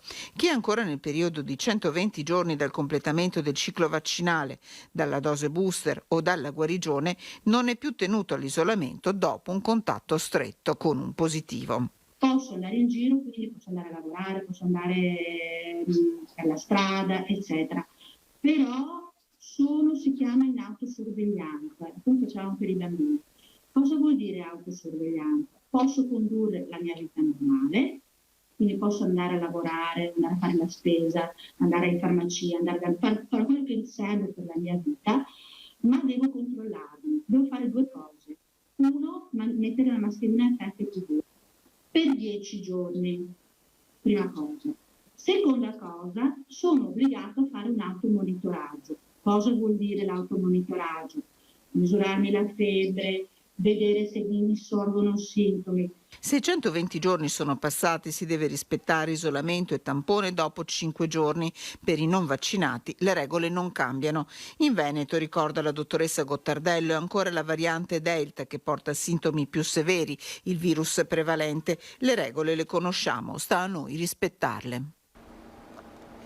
Ed ora una notizia che arriva dal Veronese. Abbiamo parlato prima della scuola, della decisione del governo, però c'è già un'ordinanza di un sindaco. Scuole elementari chiuse a Torre del Benaco da lunedì 10 gennaio fino a sabato 15 gennaio, l'ha deciso il sindaco del comune gardesano Stefano Nicotra, che ha firmato una nuova ordinanza questa mattina. Questa decisione, ha spiegato in un video su Facebook, è stata presa per il grande aumento dei contagi, soprattutto in fascia giovanile. Scuola e salute viaggiano parallelamente, ha concluso Nicotra. Faremo i tamponi a tutte le classi, la DAD al momento è la cosa migliore. Dunque cominciano ad arrivare delle prime ordinanze da parte dei primi cittadini. Questa è la prima ordinanza nel Veneto di un comune, quindi spostata l'apertura dal 15 gennaio, poi ovviamente si vedrà in base anche ai contagi. Ci fermiamo ora, vediamo le previsioni del tempo, poi una piccola pausa pubblicitaria e torniamo in studio.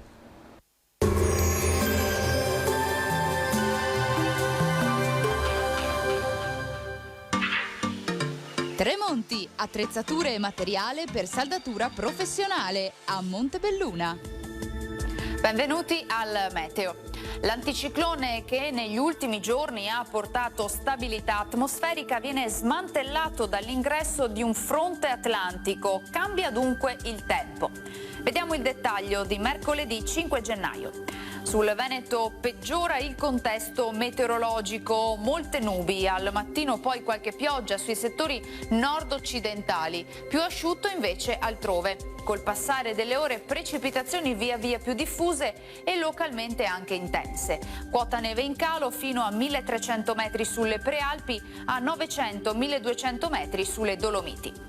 Temperature ancora stazionarie, minime tra lo 0 e i 4 gradi, massime in aumento sui 6-11 gradi.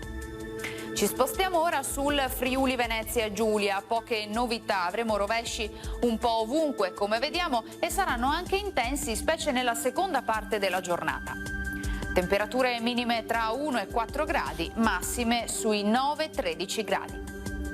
Infine diamo uno sguardo alla situazione del Trentino Alto Adige, dove la perturbazione appunto non risparmia nemmeno la nostra regione. Pioverà per tutto il giorno, qualche fiocco di neve sui settori alpini di confine. Temperature minime intorno a -1 grado, massime sui 7 gradi all'incirca. Dal meteo per ora è tutto, vi auguro come sempre un buon proseguimento in compagnia di Antenna 3.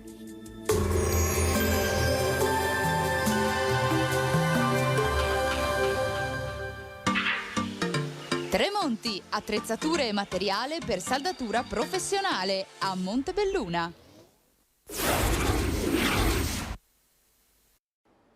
Siamo tornati nuovamente in studio ed ora andiamo nel Padovano, dove vedo già nello schermo la nostra Chiara Gaiani. Chiara, buongiorno. Buongiorno Daniela, buongiorno a tutti i telespettatori. Noi con te parliamo di cronaca perché c'è stata una conferenza stampa, c'è stata una raffica di furti con 5 persone indagate.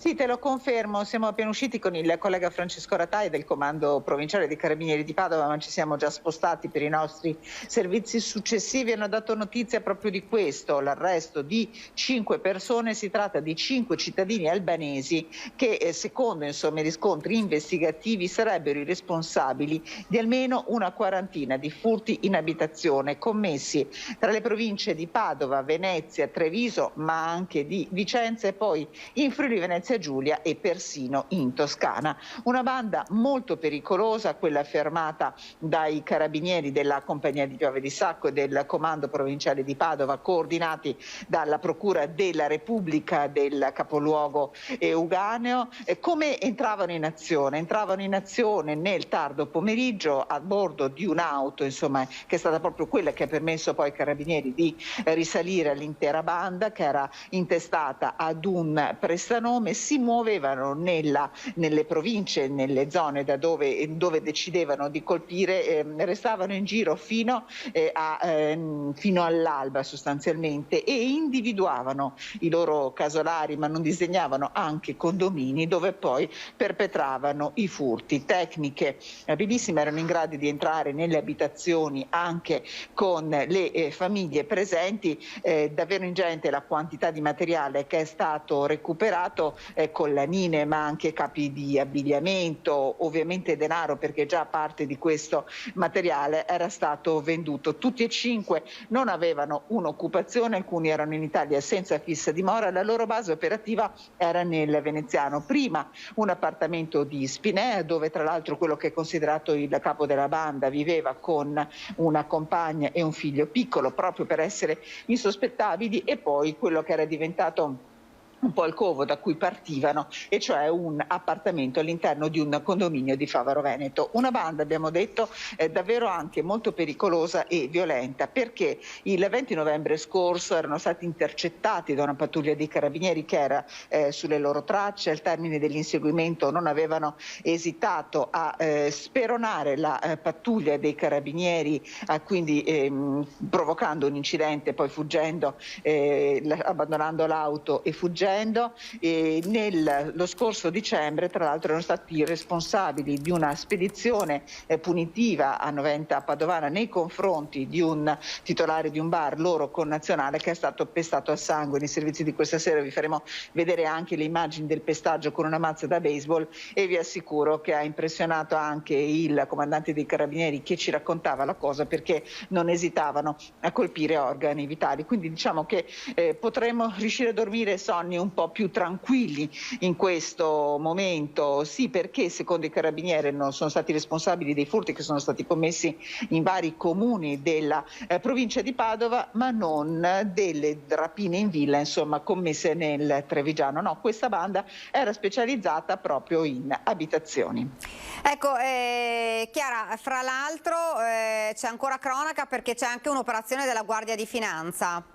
Sì, la Guardia di Finanza è entrata all'interno del centro Ingrosso Cina nei controlli che prevedono l'inizio dei saldi, che sono partiti proprio nella giornata di oggi, all'interno di un negozio dove hanno sequestrato, pensate, 10 milioni di articoli di gioielleria. C'erano braccialetti, c'erano delle collanine, c'erano degli anelli, bigiotteria destinata al consumo dei giovani e dei giovanissimi, però priva di qualsiasi tipo di etichetta. Non c'era il marchio CE, non c'erano le indicazioni dell'eventuale presenza di sostanze nocive, come ad esempio il nickel, all'interno di questi oggetti che venivano venduti ad un prezzo bassissimo. Tutti gli oggetti sono stati sequestrati. Il proprietario di questo ingrosso è stato segnalato alla Camera di Commercio e rischia una multa fino a 25.000 euro. Quindi l'ennesima operazione a tutela e a garanzia del consumatore cittadino. Ecco, fra l'altro, Chiara, questo centro non è nuovo a questi sequestri e non è nuovo, è sempre nel mirino delle forze dell'ordine.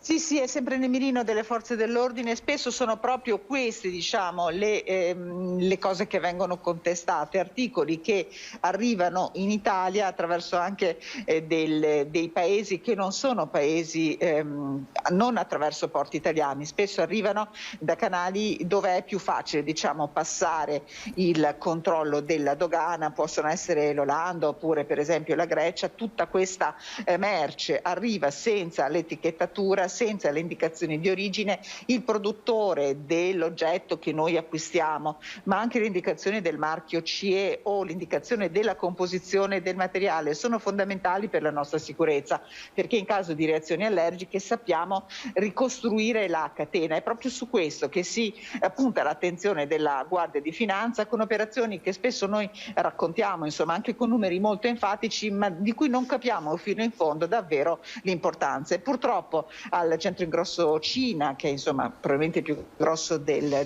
Veneto, presente nella zona industriale di Padova, spesso ci sono sequestri di questo tipo di materiale vario, dai capi di abbigliamento, oggi è stata la bigiotteria, ma spesso sono anche giocattoli che vanno in mano ai più piccoli.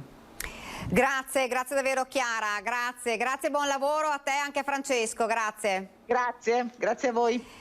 Ovviamente tutte le notizie riguardo a questi due fatti di cronaca, soprattutto quella riguardante l'arresto di queste 5 persone, un comando proprio di una banda dedita ai furti, nel corso dei nostri telegiornali sia del Veneto che di Padova.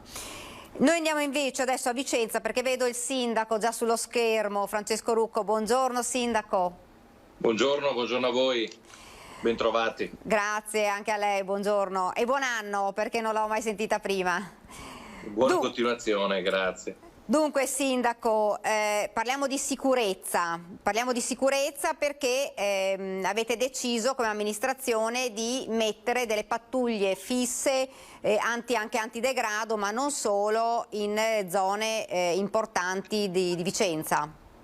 Sì, abbiamo deciso di promuovere una serie di azioni da polizia locale, ma in realtà anche nelle prossime ore coordineremo delle azioni con delle forze dell'ordine che vengono coinvolte in questa progettualità, perché dobbiamo dare risposta al territorio rispetto ad alcuni episodi che si sono verificati in città e anche per la verità in altri comuni della provincia di Vicenza piuttosto preoccupanti. Uno è stato il tema di alcuni furti e alcune rapine a danni di cittadini poco prima di Natale e poi il tema sempre della droga che purtroppo in Veneto in alcune città sta diventando un vero e proprio crocevia di spaccio e di consumo, perché poi dico sempre che quando c'è lo spaccio evidentemente c'è un'offerta e c'è anche una domanda e quindi da questo punto di vista la preoccupazione è tanta. Stiamo lavorando in alcune zone, una è il quadrilatero di Viale Milano, Via Firenze e Via Torino, con un presidio fisso di polizia locale dalla mattina alla sera e poi il Piazza Matteotti, un'altra area che ha qualche problema di degrado su quale stiamo lavorando, ma non ci sono problemi di sicurezza in quel caso.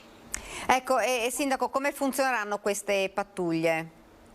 Sono pattuglie formate da agenti di polizia locale, a volte anche con il supporto del cane antidroga. C'è una pattuglia nel quadrilatero di Viale Milano fissa, permanente, che staziona con un mezzo di quei furgonati della polizia locale e poi degli agenti che passano a piedi sia in divisa che anche in borghese in alcuni casi e dove, come è successo ieri, già il primo giorno, abbiamo fermato per dei controlli un soggetto che aveva addosso 2 dosi di sostanze stupefacenti pesanti, cocaina nello specifico, e quindi è stato fermato e accompagnato in comando per l'identificazione. Poi c'è il tema ovviamente di queste persone spesso denunciate, non trovano l'arresto, non trovano condanna e quindi questo è un problema però legato al sistema che non funziona, però questo è tutto un altro tema che non è competenza dei sindaci.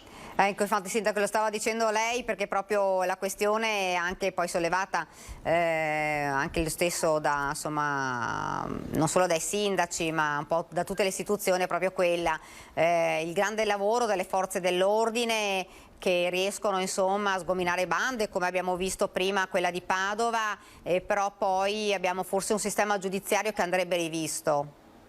Guardi, noi abbiamo due domande principalmente da porre al governo. Io mi sto muovendo perché credo che chiederò un incontro al Ministero dell'Interno. Il Ministro purtroppo non risponde alle nostre richieste e spero che magari qualche sottosegretario o il Vice Ministro dell'Interno ci diano una mano. La domanda è molto semplice: abbiamo bisogno di rafforzare gli organici della Polizia e dei Carabinieri, perché le forze di polizia in campo non sono numericamente a sufficienza per contrastare quello che sta accadendo nel nostro paese in generale, guardate, non soltanto in Veneto ma in tutto il paese, in tutta Italia, vari fenomeni. Il tema della droga è uno, ma potrei parlarvi anche del tema delle baby gang che c'è in tutte le città e che tutti i sindaci del Veneto affrontano quotidianamente. Dall'altra le leggi che non vanno più bene, sono leggi superate, ne parliamo ormai da anni ma nessuno fa niente. Il Parlamento dovrebbe legiferare.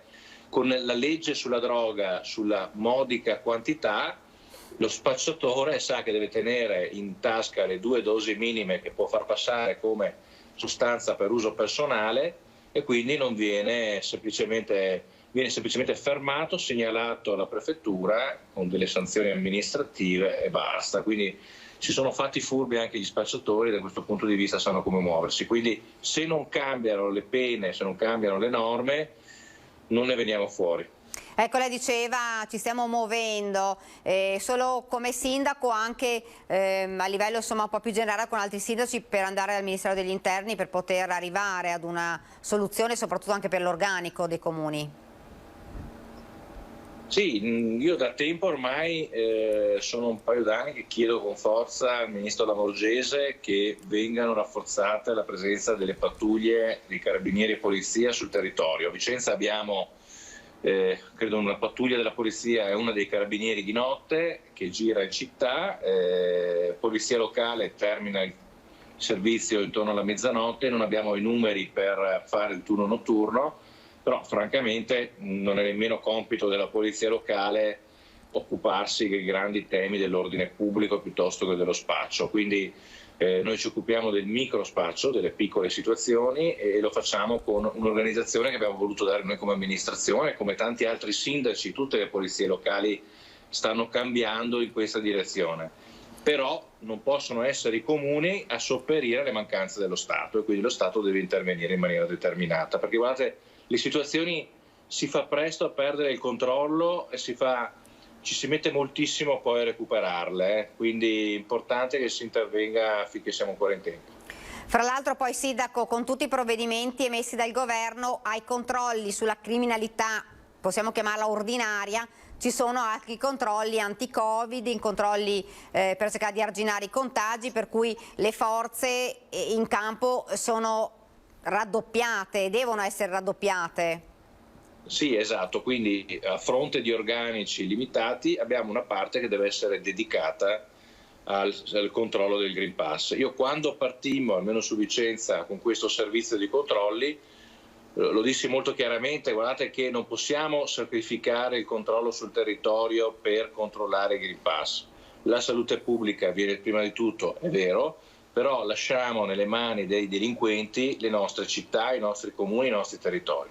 Questo non è possibile, quindi o rafforzano le forze in campo, cioè lasciano sul territorio più persone dedicate a questo tipo di servizio, precettando anche quelli che oggi sono negli uffici che devono uscire a fare i controlli, che già in parte sta avvenendo questo, perché almeno a Vicenza il prefetto e il questore hanno fatto questa forzatura, però che non ci troviamo poi a rincorrere le persone, i cittadini col Green Pass, quando in Veneto peraltro abbiamo una percentuale altissima di vaccinati, quindi tutti col Green Pass, 90% circa quasi, e quindi ci troviamo nelle condizioni rispetto ad altre regioni di preoccuparci anche di cose più immediate che servono, perché la presenza delle forze di polizia è anche un sintomo di percezione di sicurezza da parte del cittadino. Sindaco, oltretutto l'anno scorso eravamo in lockdown, quindi il fenomeno furti, che sono insomma quelli che vengono più sentiti ovviamente dai cittadini, era diminuito. Con il ritorno alla vita più o meno normale, c'è stato un inasprimento, insomma, di questo fenomeno, sono aumentati i furti, abbiamo visto, insomma, un po' in tutto il Veneto, un po' tutta Italia, ma noi parliamo del Veneto. Beh, i furti sono sicuramente aumentati, i fatti che avete descritto poco fa nel servizio, mi pare a Padova, dimostrano che tutte le città, tutti i comuni, guardate, dal comune più grande al comune più piccolo, sono teatri di furti e purtroppo anche di rapine, anche spesso con violenza, e quindi questo è preoccupante.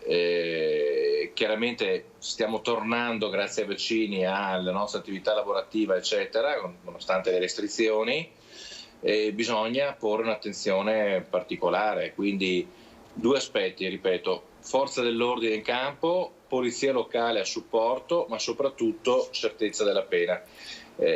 Non è normale che si venga in questo paese a fare le rapine o i furti perché rispetto ad altri paesi sanno che la scampano rispetto al sistema giustizia che abbiamo. Cioè, è un problema di norme, non è un problema di magistrati, questo lo chiarisco da avvocato. Se le norme non vanno bene, vanno cambiate per mettere gli operatori di giustizia nelle condizioni anche di applicarle in maniera corretta e anche severa.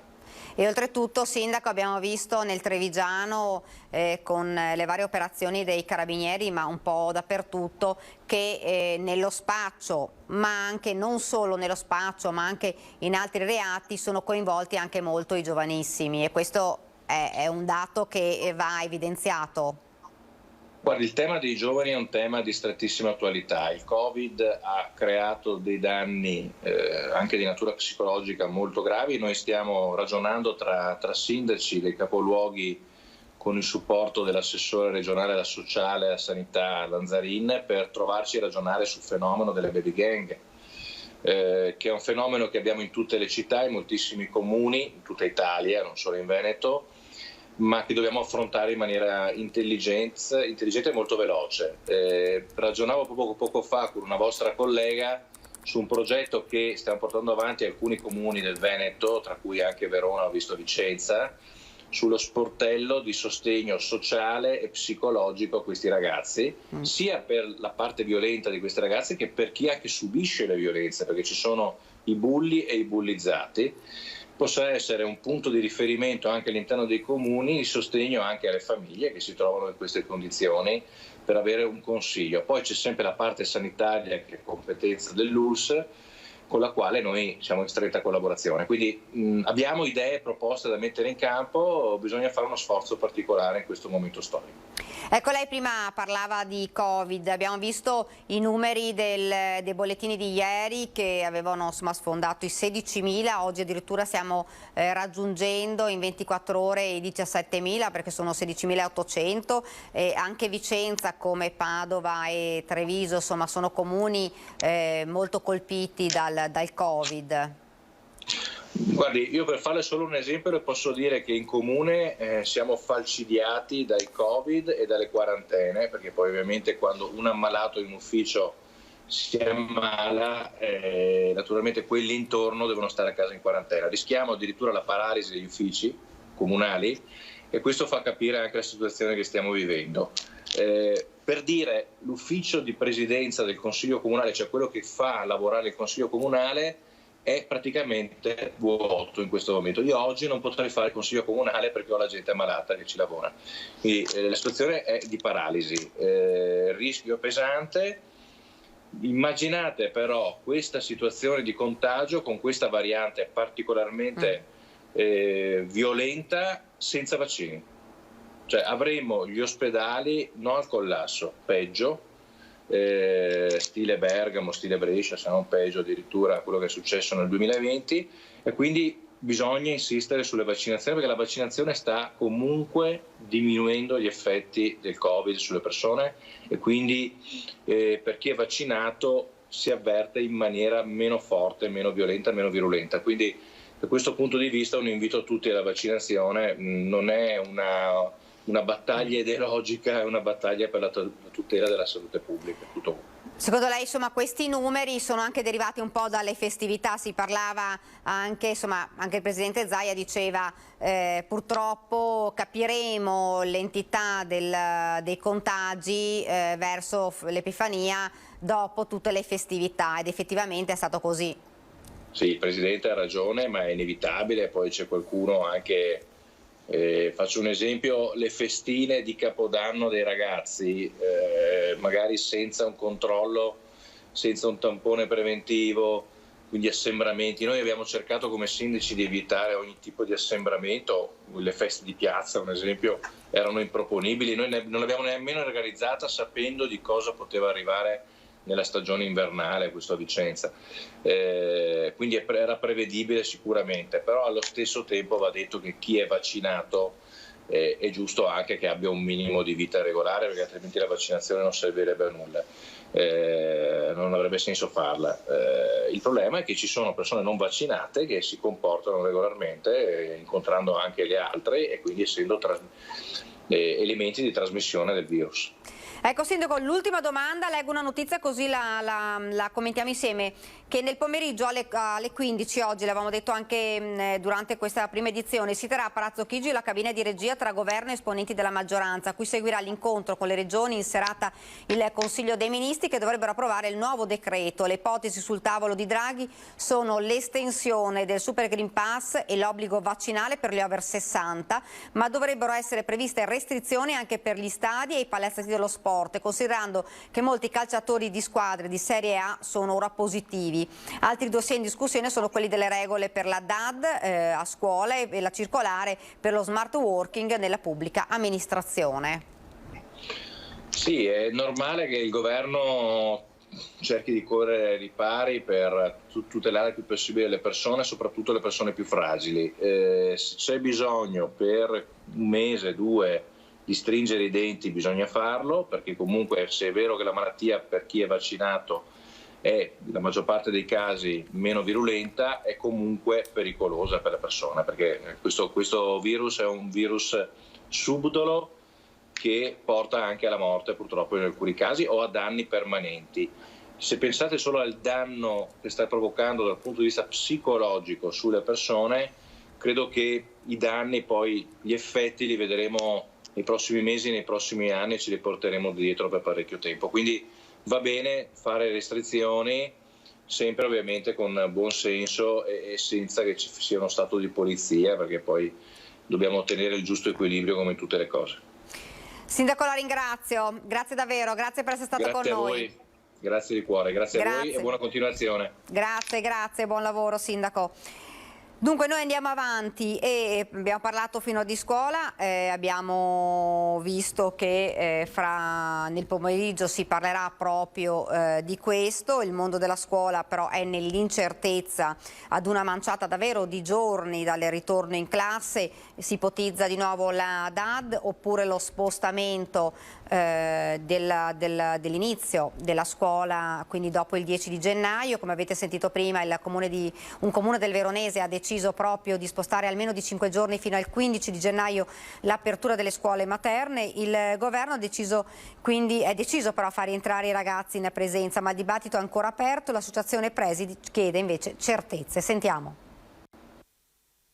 La vediamo molto critica, cioè ci sono ancora troppe incertezze. Non è il contenuto in sé delle misure anti-Covid che preoccupa in vista del ritorno a scuola i dirigenti scolastici veneti, ma l'incertezza che ancora regna a una manciata di giorni dalla ripresa delle lezioni e il timore che le nuove disposizioni non abbiano una stabilità sufficiente. Evviva le discussioni di principio, ma chiediamo decisioni nette e chiare.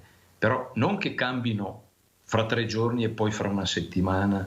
Capiamo l'evoluzione, ovviamente c'è un'evoluzione del contagio, c'è un'evoluzione anche, e speriamo in positivo, del numero dei vaccinati e quant'altro, ma abbiamo bisogno di poter programmare con un minimo di... Noi e aggiungo anche le famiglie, per cortesia, indicazioni chiare in cui si dice, se ci sono queste condizioni si fa così. Il nodo non è se sia meglio la didattica in presenza o a distanza, se i non vaccinati vadano o no lasciati a casa, continua Tivulli, ma è consentire al mondo della scuola di adempiere al proprio ruolo. Se è possibile teniamo i ragazzi in classe, si tenga presente però che sarebbe, io credo, di estrema complessità poter gestire un pezzo di classe in presenza, un pezzo in didattica a distanza e a geometria variabile, cioè con 3 e con 4. Inutile, come dire, mettere un'ipotesi di flessibilità che poi non si è in grado di gestire. Un rientro, quello del 10 gennaio, su cui gravano anche le assenze di personale, si stima tra il 5 e l'8% in Veneto, che sta producendo l'obbligo vaccinale per tutti i lavoratori della scuola. Dall'entrata in vigore del provvedimento avevano 20 giorni per mettersi in regola. Dal 15 dicembre ci siamo proprio in questi giorni e stanno partendo le prime sospensioni e quindi dal rientro sicuramente ci sarà questo problema da affrontare.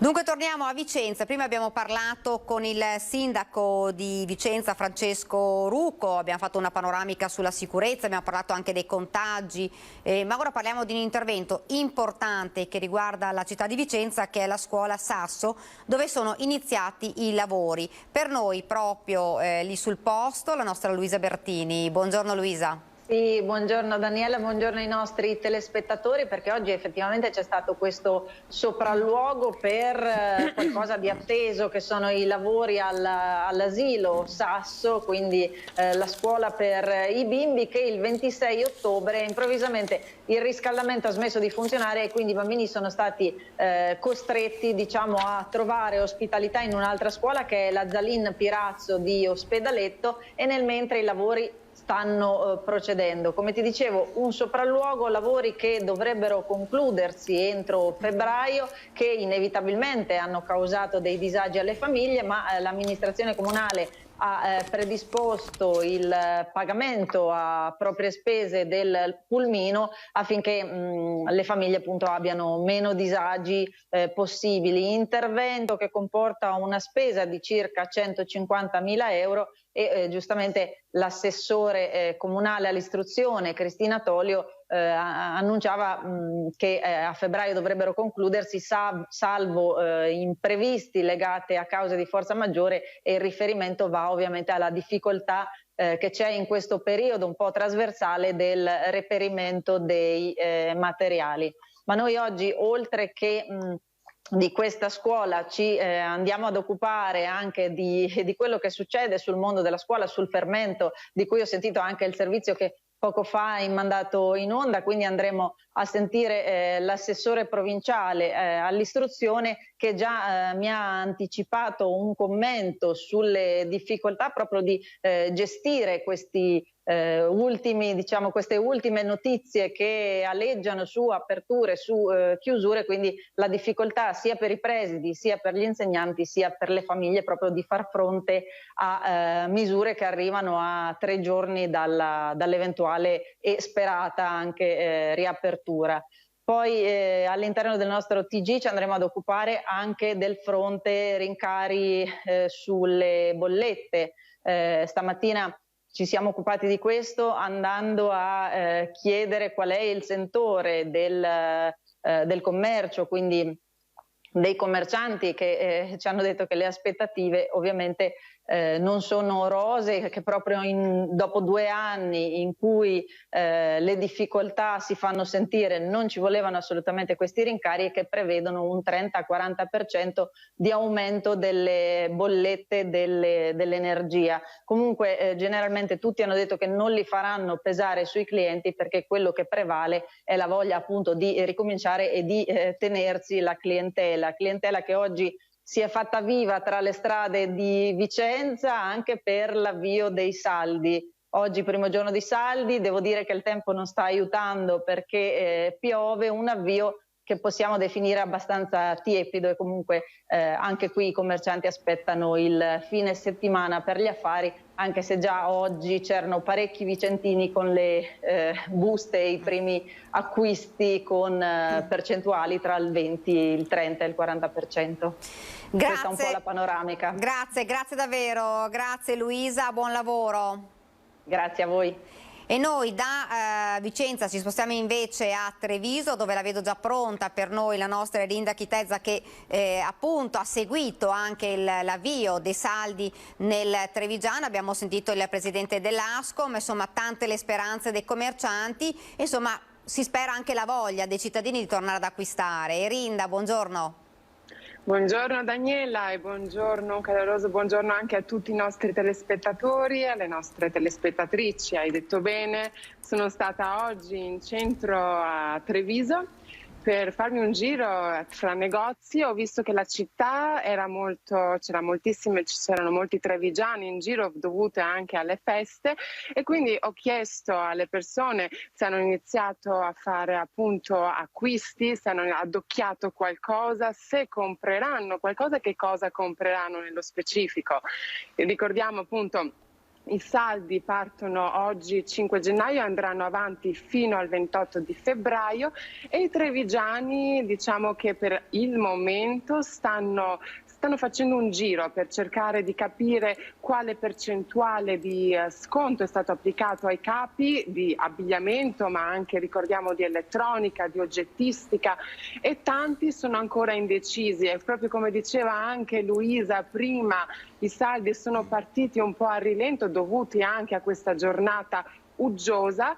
E oltre alle persone che forse hanno cambiato anche un pochino gli stili e le usanze, perché preferiscono andare un po' al risparmio, quindi stanno molto attenti a spendere meno, perché vanno più sulla qualità e più sulla necessità, e forse è dovuto anche alla pandemia che questa tendenza è cambiata dei consumatori.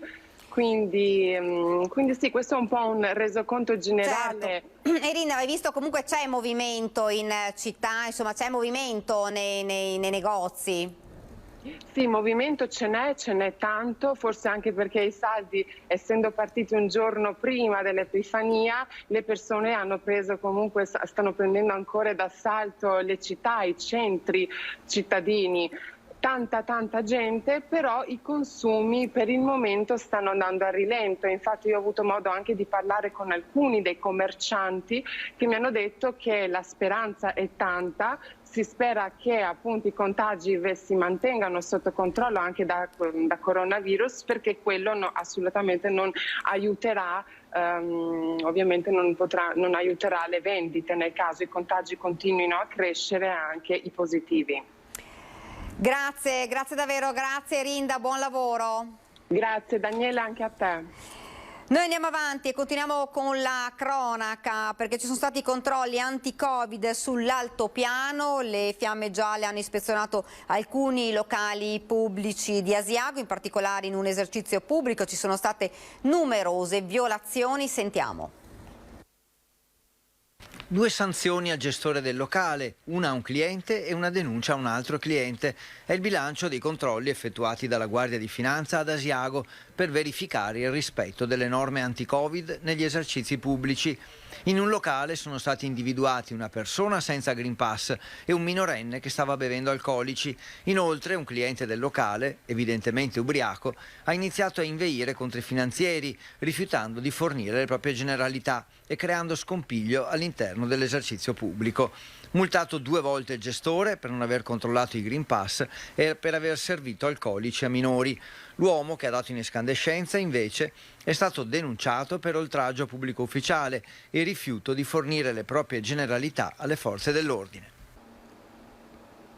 E torniamo anche a parlare delle mascherine FFP2, lo sappiamo, sono state rese obbligatorie insomma in numerosi posti, soprattutto in alcuni locali sono state rese obbligatorie nei mezzi pubblici, dunque c'è anche un po' l'assalto alle farmacie, ma non solo, per cercare queste mascherine che prima avevano prezzi insomma un po' più onerosi rispetto alle mascherine quelle chirurgiche. Il presidente Zaia aveva detto che erano stati raggiunti degli accordi, quindi i prezzi erano calmierati, già si vedono anche in molte farmacie proprio i prezzi calmierati. C'è stato un accordo, come vi ho detto, anche tra il governo e l'associazione dei farmacisti, prezzo calmierato a 0,75 95 centesimi, l'adesione è volontaria, però ricorda il segretario nazionale di Farmacie Unite Maurizio Giacomazzi. Sentiamolo.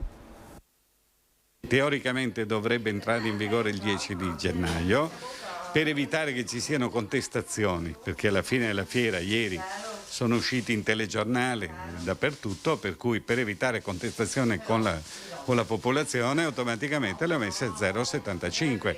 Nella sua farmacia sta già praticando il prezzo calmierato deciso con il governo per le mascherine FFP2.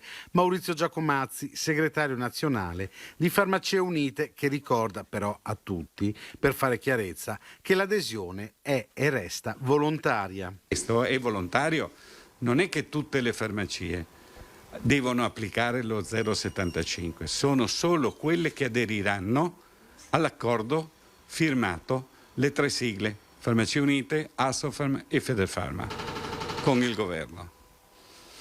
Per cui le farmacie che non aderiscono sono libere di vendere le mascherine al prezzo che vogliono. Un accordo accettato ma mal digerito da una categoria impegnata su più fronti. Siamo in prima fila e per una questione sociale va benissimo, però oltre non si può andare, perché non si può più chiedere di più a quello che sono le farmacie, perché adesso in questo momento stanno chiedendo anche troppo, perché abbiamo le code fuori. Per quanto riguarda i tamponi, le mascherine siamo scesi a 0,75. Direi che se le cose fossero state corrette, il governo doveva calmerarlo dalla fonte. Per ora problemi di approvvigionamento non ce ne sono, ma il nuovo prezzo porterà la catena di distribuzione a subire dei contraccolpi. Responsabilità del farmacista è quello di garantire sì il prezzo, ma soprattutto la sicurezza del prodotto. Dobbiamo garantire che il prodotto che stiamo dando è una mascherina a 5 veli, una mascherina certificata, certo a 0,75. Non so cosa si possa trovare fuori, perché alla fine della fiera ho capito che tutti stanno vendendo mascherine come erano le famose chirurgiche, che dopo alla fine abbiamo scoperto che c'erano delle chirurgiche che non facevano l'effetto che dovevano fare. Per cui bisogna stare molto attenti a quello che si scende, perché è facile scendere, ma è difficile trovare il prodotto che garantisca. In questo momento abbiamo bisogno di tutelare i ragazzi, quelli che dal giorno 10 o 7 inizieranno ad andare in autobus a scuola. Una notizia per quanto riguarda i vaccini. Ieri sono state 51.261 le somministrazioni di vaccino anti-Covid effettuate ieri in Veneto, che portano il totale delle dosi a 9.277.846, cioè il 100% delle forniture giunte in regione.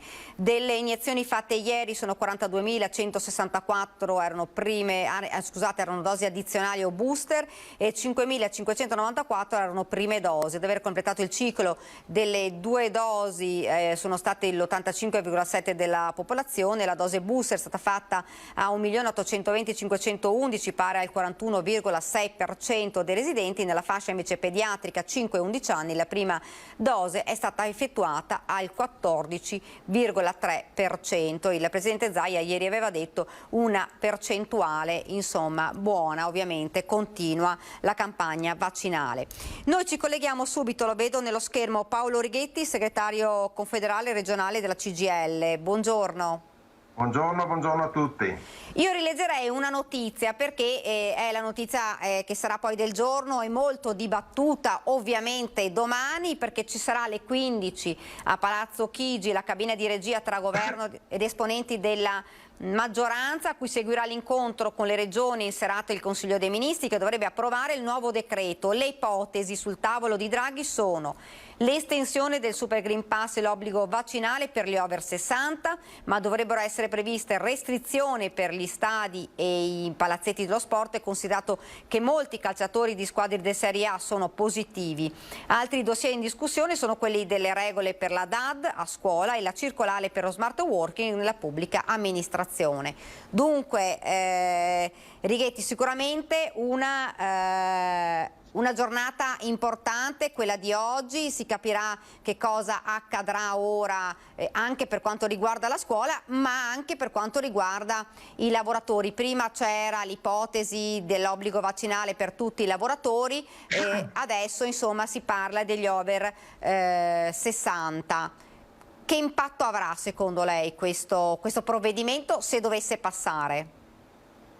Beh, intanto vediamo proprio quali saranno le modalità e i contenuti specifici del provvedimento. Come tutti abbiamo una forte preoccupazione per la situazione che si è determinata. Di nuovo siamo nel pieno di una crescita dei contagi che influisce, incide, anche se meno che in passato, per fortuna, sull'occupazione delle aree mediche, dei posti letto di terapia intensiva e complessivamente sullo stress delle strutture sanitarie. Non dimentichiamoci mai che un aumento progressivo di questa occupazione delle strutture sanitarie, anche se percentualmente più bassa rispetto alle prime ondate, porta comunque progressivamente anche, e si è già verificato anche qui in Veneto, a una sospensione di attività importanti di carattere ordinario sul piano sanitario,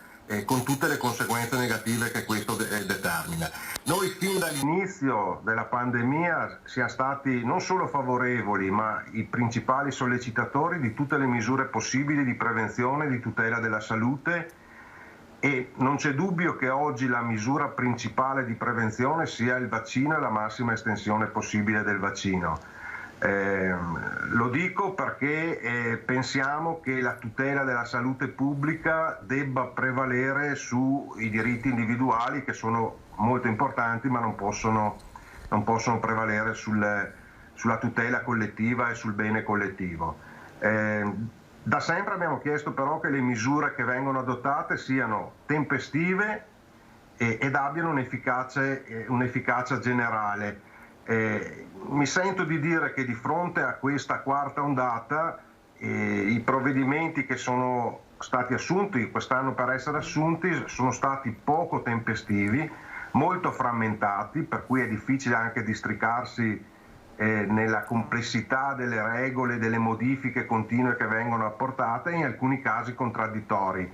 Faccio un esempio per tutti: mentre si prendono provvedimenti nei diversi ambiti, fino ad oggi, nonostante la nostra forte sollecitazione, non era stato riadottato la misura generalizzata dello smart working, che è una misura essenziale per limitare la circolazione, per limitare le occasioni di contagio. Prendo atto positivamente se domani questa misura verrà ripristinata. Ecco, rispetto a questa situazione noi, e non lo diciamo da oggi, è ormai un anno che l'abbiamo sollecitato e chiesto, a maggior ragione adesso che siamo in presenza di una crescita non aspettata e molto preoccupante dei contagi, pensiamo che la misura più efficace e più idonea sarebbe l'obbligo vaccinale per tutti. La misura più idonea e efficace per dare copertura a tutti. I lavoratori, dopo, in base ai numeri che emergono, poi i numeri sono ballerini a seconda delle fonti e a seconda dei parametri che vengono presi come riferimento, ma insomma sembrerebbe che su 5-6 milioni di persone non vaccinate in Italia, i lavoratori non ancora vaccinati siano sui 2 milioni e mezzo, per cui vuol dire che ci sono tante persone anche che non lavorano, che non sono coperti dalla protezione del vaccino. Pensiamo a tutti i ragazzi nelle scuole, soprattutto quelli delle scuole superiori, ma anche a tanti altri ambiti, anche nella fascia appunto sopra i 60 anni e tra i 40 e i 60 ci sono parte importante della popolazione non ancora vaccinata. Vediamo domani che misure verranno adottate. Si parlava di estendere il Green Pass rafforzato anche al lavoro. È una misura molto delicata. Noi diamo preferenza invece a una misura più generalizzata, più omogenea, in cui il governo si assuma la propria responsabilità in una situazione come questa, che è quella dell'obbligo vaccinale.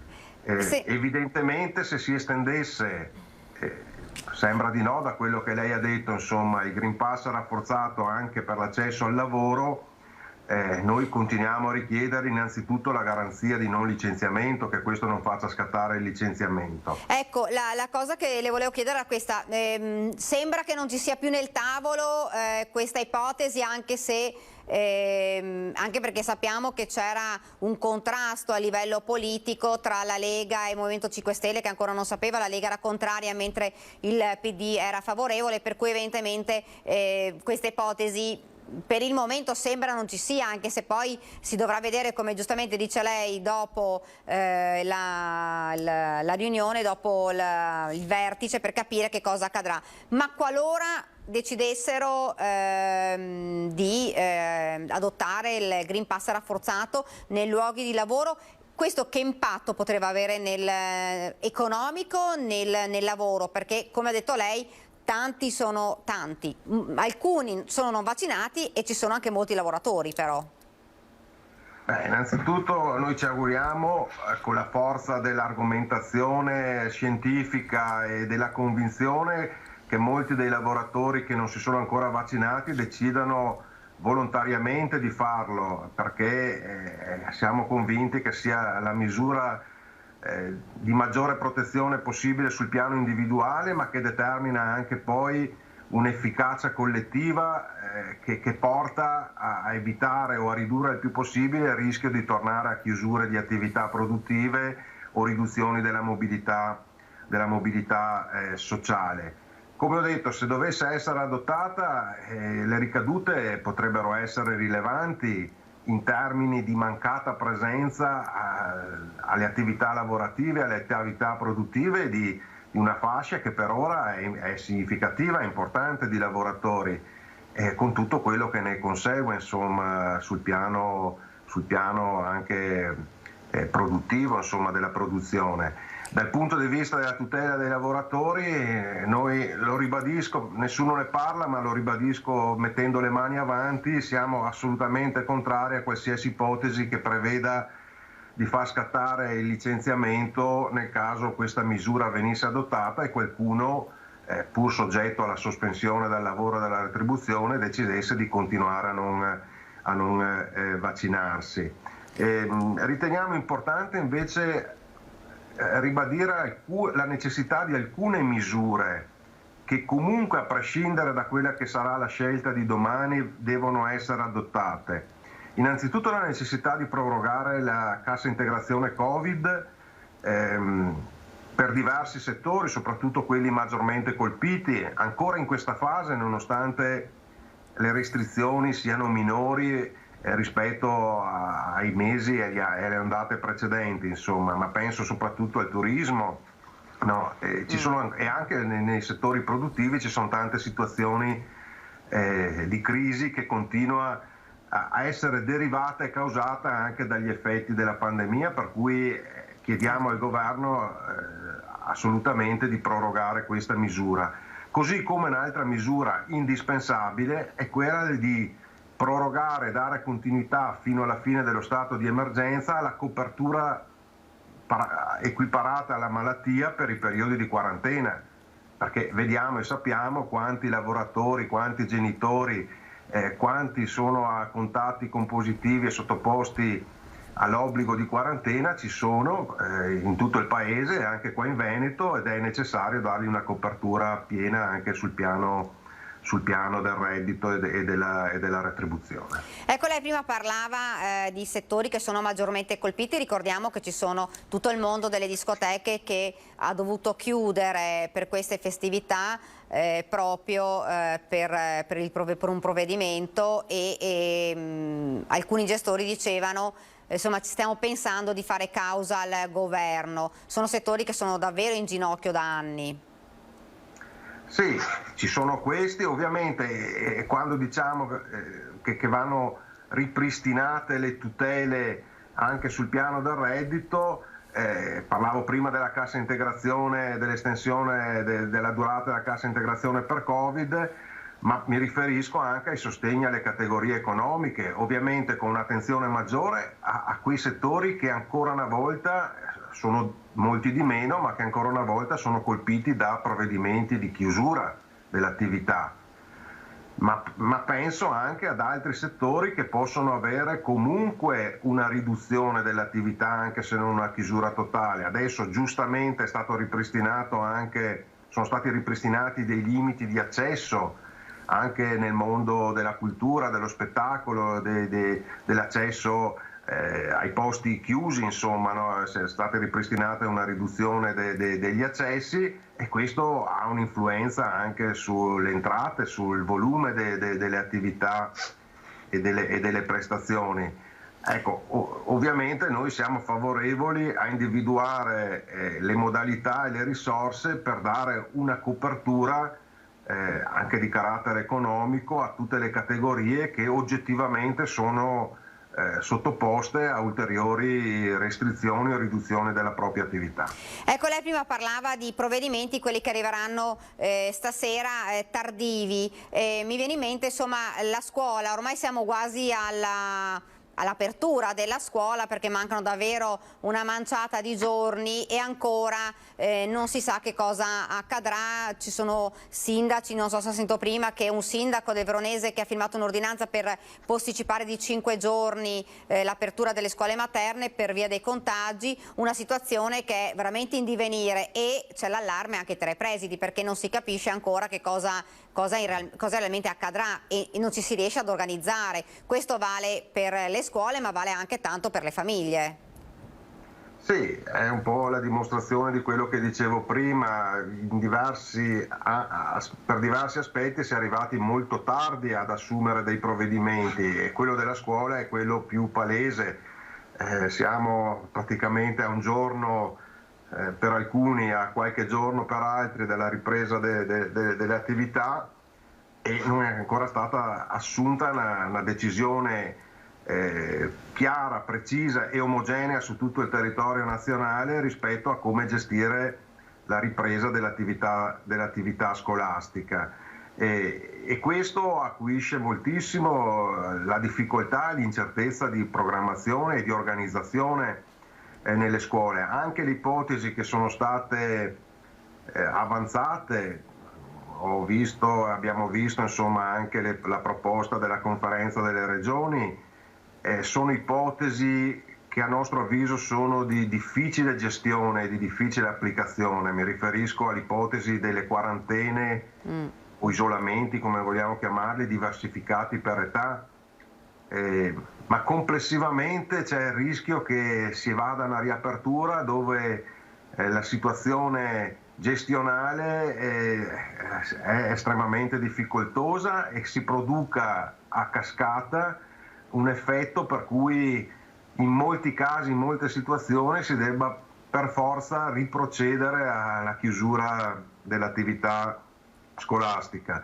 Noi condividiamo tutti gli sforzi possibili per mantenere la possibilità della scuola in presenza e per evitare il ritorno alla DAD differenziata. Il ritorno alla DAD. Ancora di più siamo contrari alle ipotesi di DAD differenziata tra vaccinati e non vaccinati, perché per tanti motivi risulterebbe ingestibile sul piano della qualità dell'attività scolastica e per certi versi anche discriminatoria, insomma. Però per evitare questo bisognerebbe essersi mossi prima, aver dato indicazioni chiare, più precise e più idonee alla situazione che è di forte crescita e purtroppo, a differenza del passato, di forte crescita anche rispetto alla popolazione più giovane, proprio rispetto ai più giovani. Anche qua lo voglio rilevare, non per far polemica, ma perché è giusto dirle le cose. Anche qua tutti i provvedimenti che si dovevano non solo prendere, ma soprattutto adottare e realizzare, anche nell'ambito della scuola, non sono stati fatti. tutti i buoni intenti, i buoni propositi di riduzione delle classi pollaio, di ampliamento degli spazi, di aumento delle classi disponibili, nella realtà non sono stati messi in campo e ancora una volta, a distanza di 2 anni dall'inizio della pandemia, ci ritroviamo a dover gestire una situazione veramente, veramente difficile.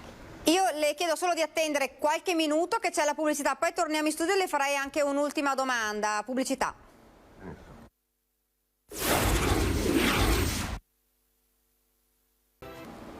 Siamo tornati in diretta per l'ultima parte di questa prima edizione e siamo con Paolo Righetti, segretario confederale regionale della CGIL.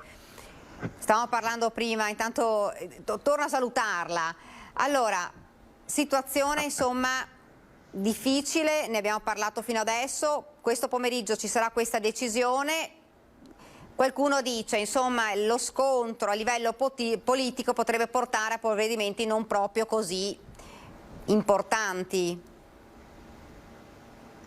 Sarebbe sbagliato perché le differenze sono comprensibili rispetto a una situazione così difficile e complicata e nessuno ha la verità assoluta, ma ripeto, penso che debba prevalere su tutto la tutela della salute pubblica che si porta con sé la tutela delle attività produttive e dell'economia e dell'occupazione. Per cui se si devono fare delle scelte devono avere questo carattere. Io poi, se ho un secondo di tempo, vorrei aggiungere un paio di cose che mi sembrerebbero veramente importanti, anche in termini più di prospettiva, e cioè l'esigenza di pensare di passare da una gestione emergenziale che va affrontata comunque, insomma, a una gestione strutturale delle prospettive future. A cosa mi riferisco? A due aspetti principali.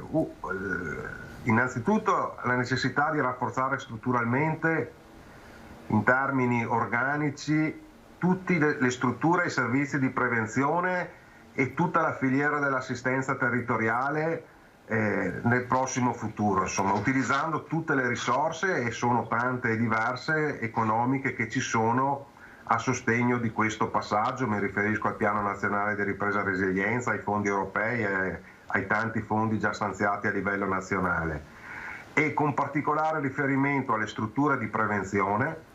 Quando parlo delle strutture di prevenzione parlo in senso ampio, ma anche, guardando a una parte dell'emergenza, anche ad esempio a dare strutturalità alle strutture che erogano i vaccini. Anche su questo abbiamo assistito a un balletto, no? Che prima sono stati chiusi, poi di fretta e furia riaperti, e sono determinanti dal punto di vista della tempestività con cui, rispetto a una recrudescenza dei contagi del virus, si interviene in modo preventivo. A tutto il sistema di tracciamento, che oggi è ingestibile perché la dimensione ha assunto un livello tale che è veramente difficile gestirla, ma non ha funzionato neanche nella fase iniziale della nuova variante, quando forse era più possibile, più praticabile, se fosse stato fatto bene e con efficacia il tracciamento, limitare e isolare i casi e ridurre la sua diffusione.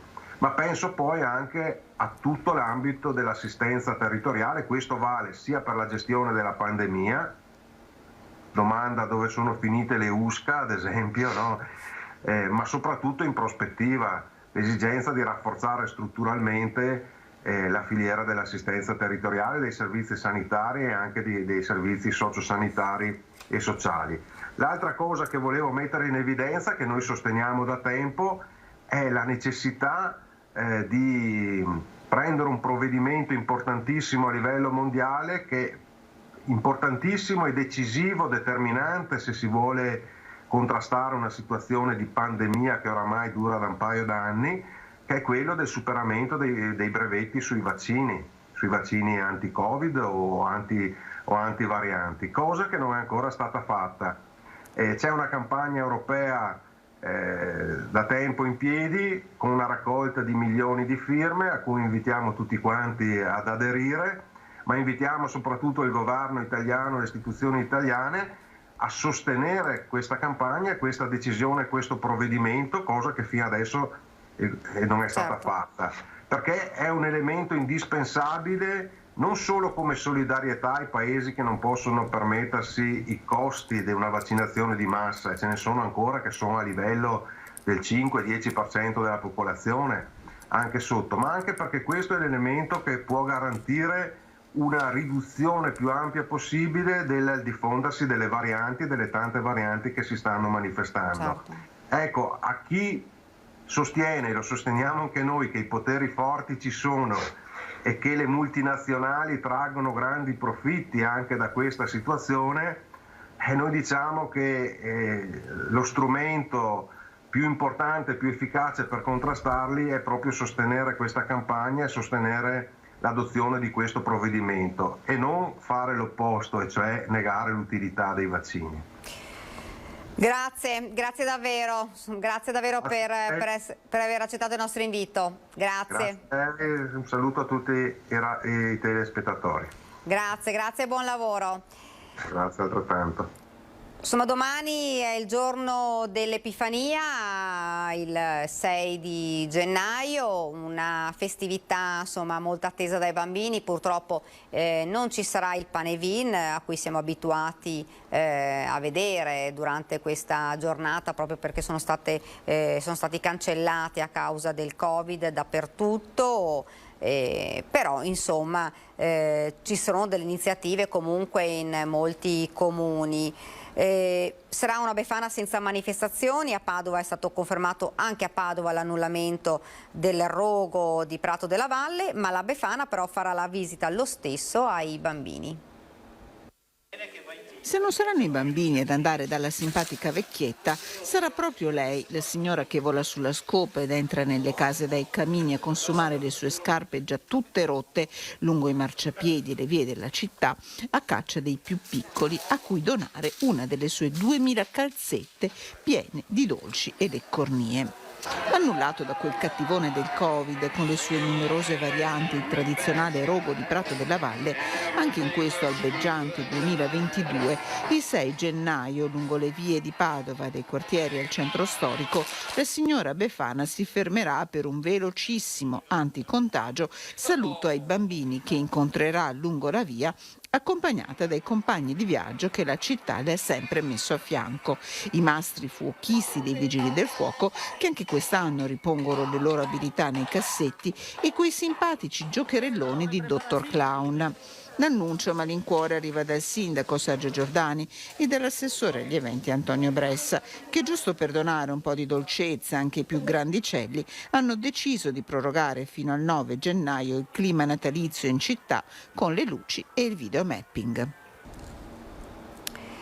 Immagini bellissime che speriamo insomma di poter rivedere il prossimo anno, i Panevin, i roghi nelle varie città, insomma manifestazioni che raccoglievano davvero tantissime persone, quindi la speranza è che il prossimo anno sia davvero diverso e l'anno per ricominciare una vita normale.